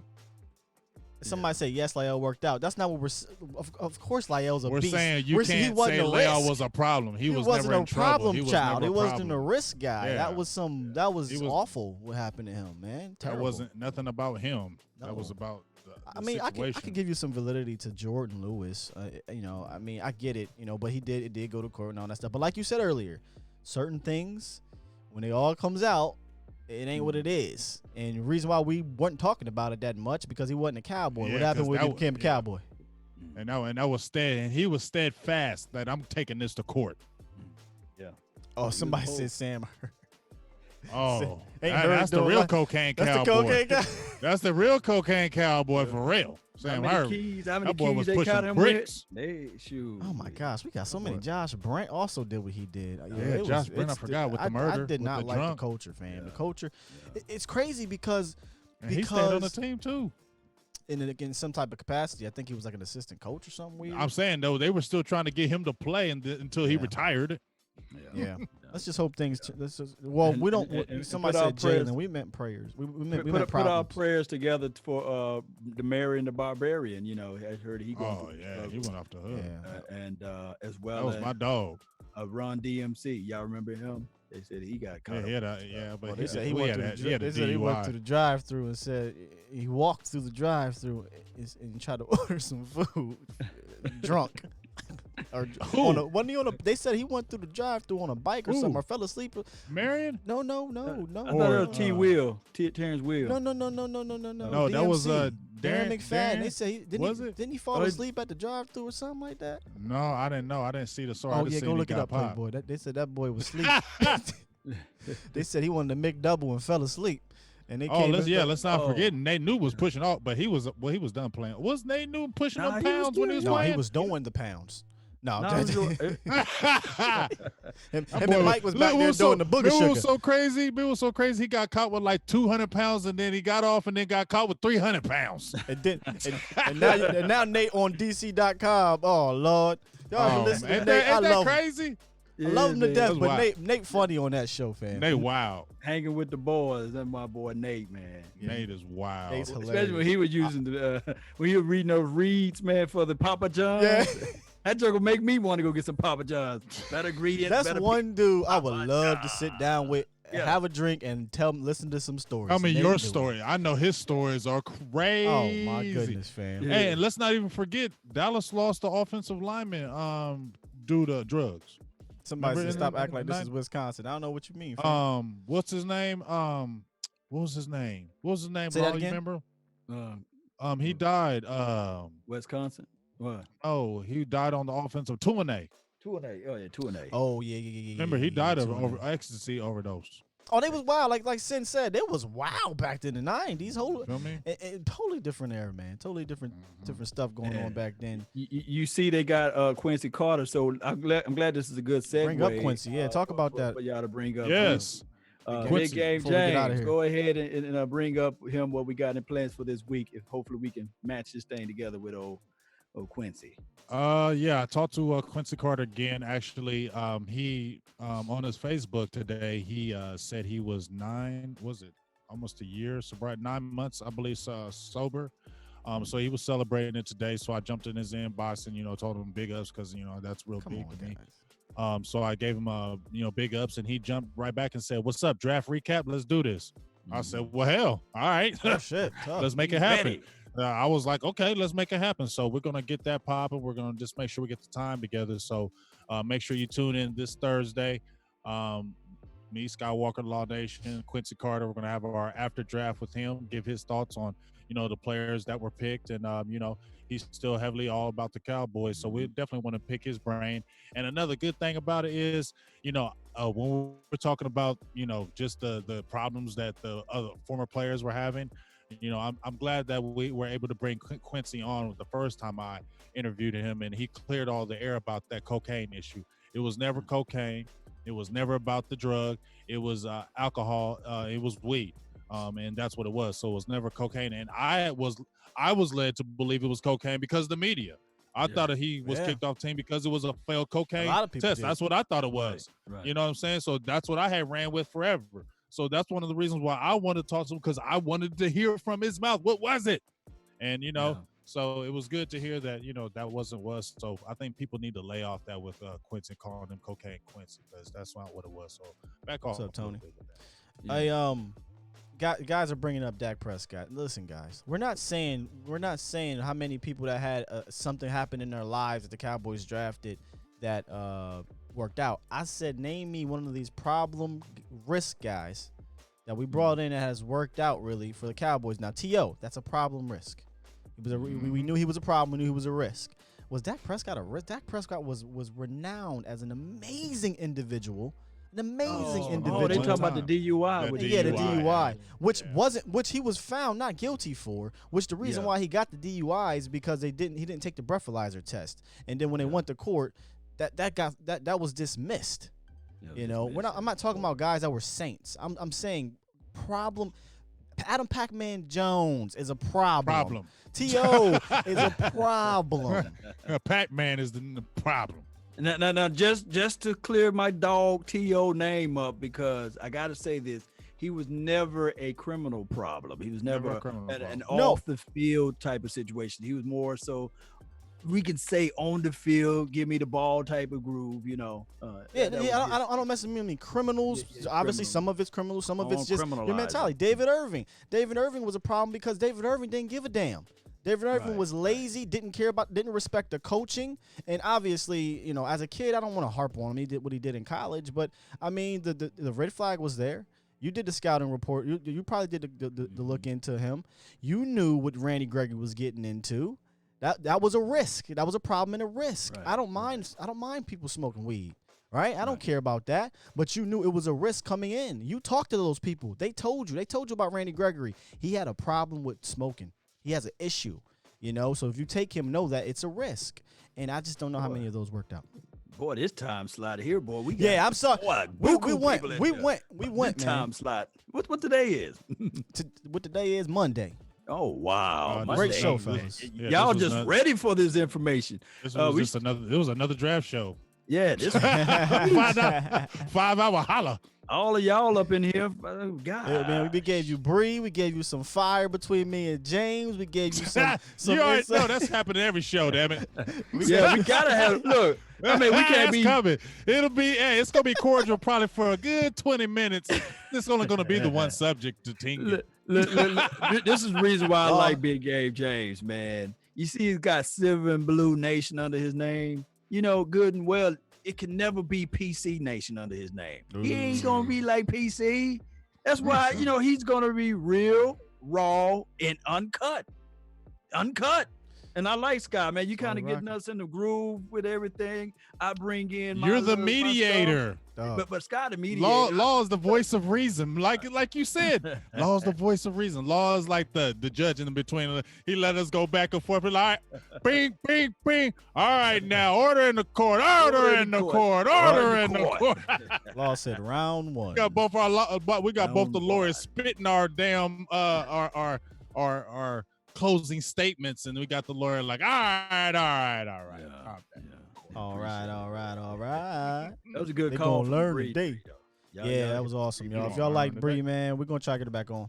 I'm gonna drop She gonna her. come back. She love us. I'm Jonathan, gonna drop her her Twitter feed, and y'all just say, man, the nation told me to reach out to you from the late night hype, man. There's her Twitter feed right there. Reach out to Bree. Yep. And she need to get one of those blue check mark things on her Twitter page. she 'cause I will didn't sooner or know- later, fam. Yeah, she just started. She plug down there. Yeah. She plug. Jonathan said this shit is fun. I love it. Shonda said Law and Jane spit facts. Yeah, they liking it, man. They liking it. Yes, indeed. Well, Read some more of these comments here. Yeah. All right, look, we ain't gonna keep y'all too long. Oh, David called us the triplets of YouTube. We appreciate it, man. Hell yeah, T Smooth said we appreciate all of y'all. Is we gonna get Griffin? Stay tuned. Ooh, I love it. I Stay love hearing. tuned. Speak it into existence. Remember, speak it into existence. I think I will be having a video dropping on about Everson Griffin. Taking our best says I missed Brianna. Run it back. As I always say, run it Bring back. that beat back. Bring that beat it back. Brian Bradford said, Law says, you two approach the bench right now. Like a Exactly. like a judge. Approach the bench, Skywalker, guys. big game. Approach the bench right now. Listen, y'all mother is tripping up in here. If y'all don't calm the I'm gonna have to kick you out this goddamn thing, all right? Yes, sir. Yes, sir. All right, man. Make sure y'all keep rocking with us, right? Y'all make sure y'all keep following us, subscribing, share. This thing was explosive today. It was awesome having Bree on. And obviously we're gonna be rocking out through the week, doing our own thing. And then Thursday, I believe, is Quincy Carter. So we'll have Quincy Carter on. And like I said, we'll all be dropping our own things. Thank you for the donations. Go ahead, brother. Donation. You said no show tomorrow. Well, I figured this was the late night hype today. If we wanna Okay. go He kind of tomorrow, just merged I mean, together. Okay. Yeah. You know me. You know I got. You got the late night hype early You got a little early this week. Early fix. Y'all got the early fix, baby. because we went hard on the late night hype edition this weekend. So the late night hype got to take a late night break. It was some rest. Jamie, brother. Jamie, I said, damn, I missed it. How long was you on, bro? We was on for about going on 3 hours, I think. Roughly. I don't know. Two and some change. 2 and some change. But you can always go back and watch it again. D-Rob said, great show, guys. Back to back. Still real quick, what about Moss? He's already picked up. He went to the Redskins. And I think he did that on purpose, and I think his daddy told him to go to the Redskins. Since we didn't pick him up, he said, you know what? They didn't give me neither. Go on to the Redskins and terrorize them 2 times a year. Jerry, I forgive you because you picked up CeeDee Lamb. Hopefully CeeDee Lamb is our Moss. Be our Moss, CeeDee. Be our Moss. Please do. Please, man. All right, man. Rock out, Silver Blue Nation, Law Nation, Skywalker Still. We'll catch y'all again. Be on the lookout, man. Peace.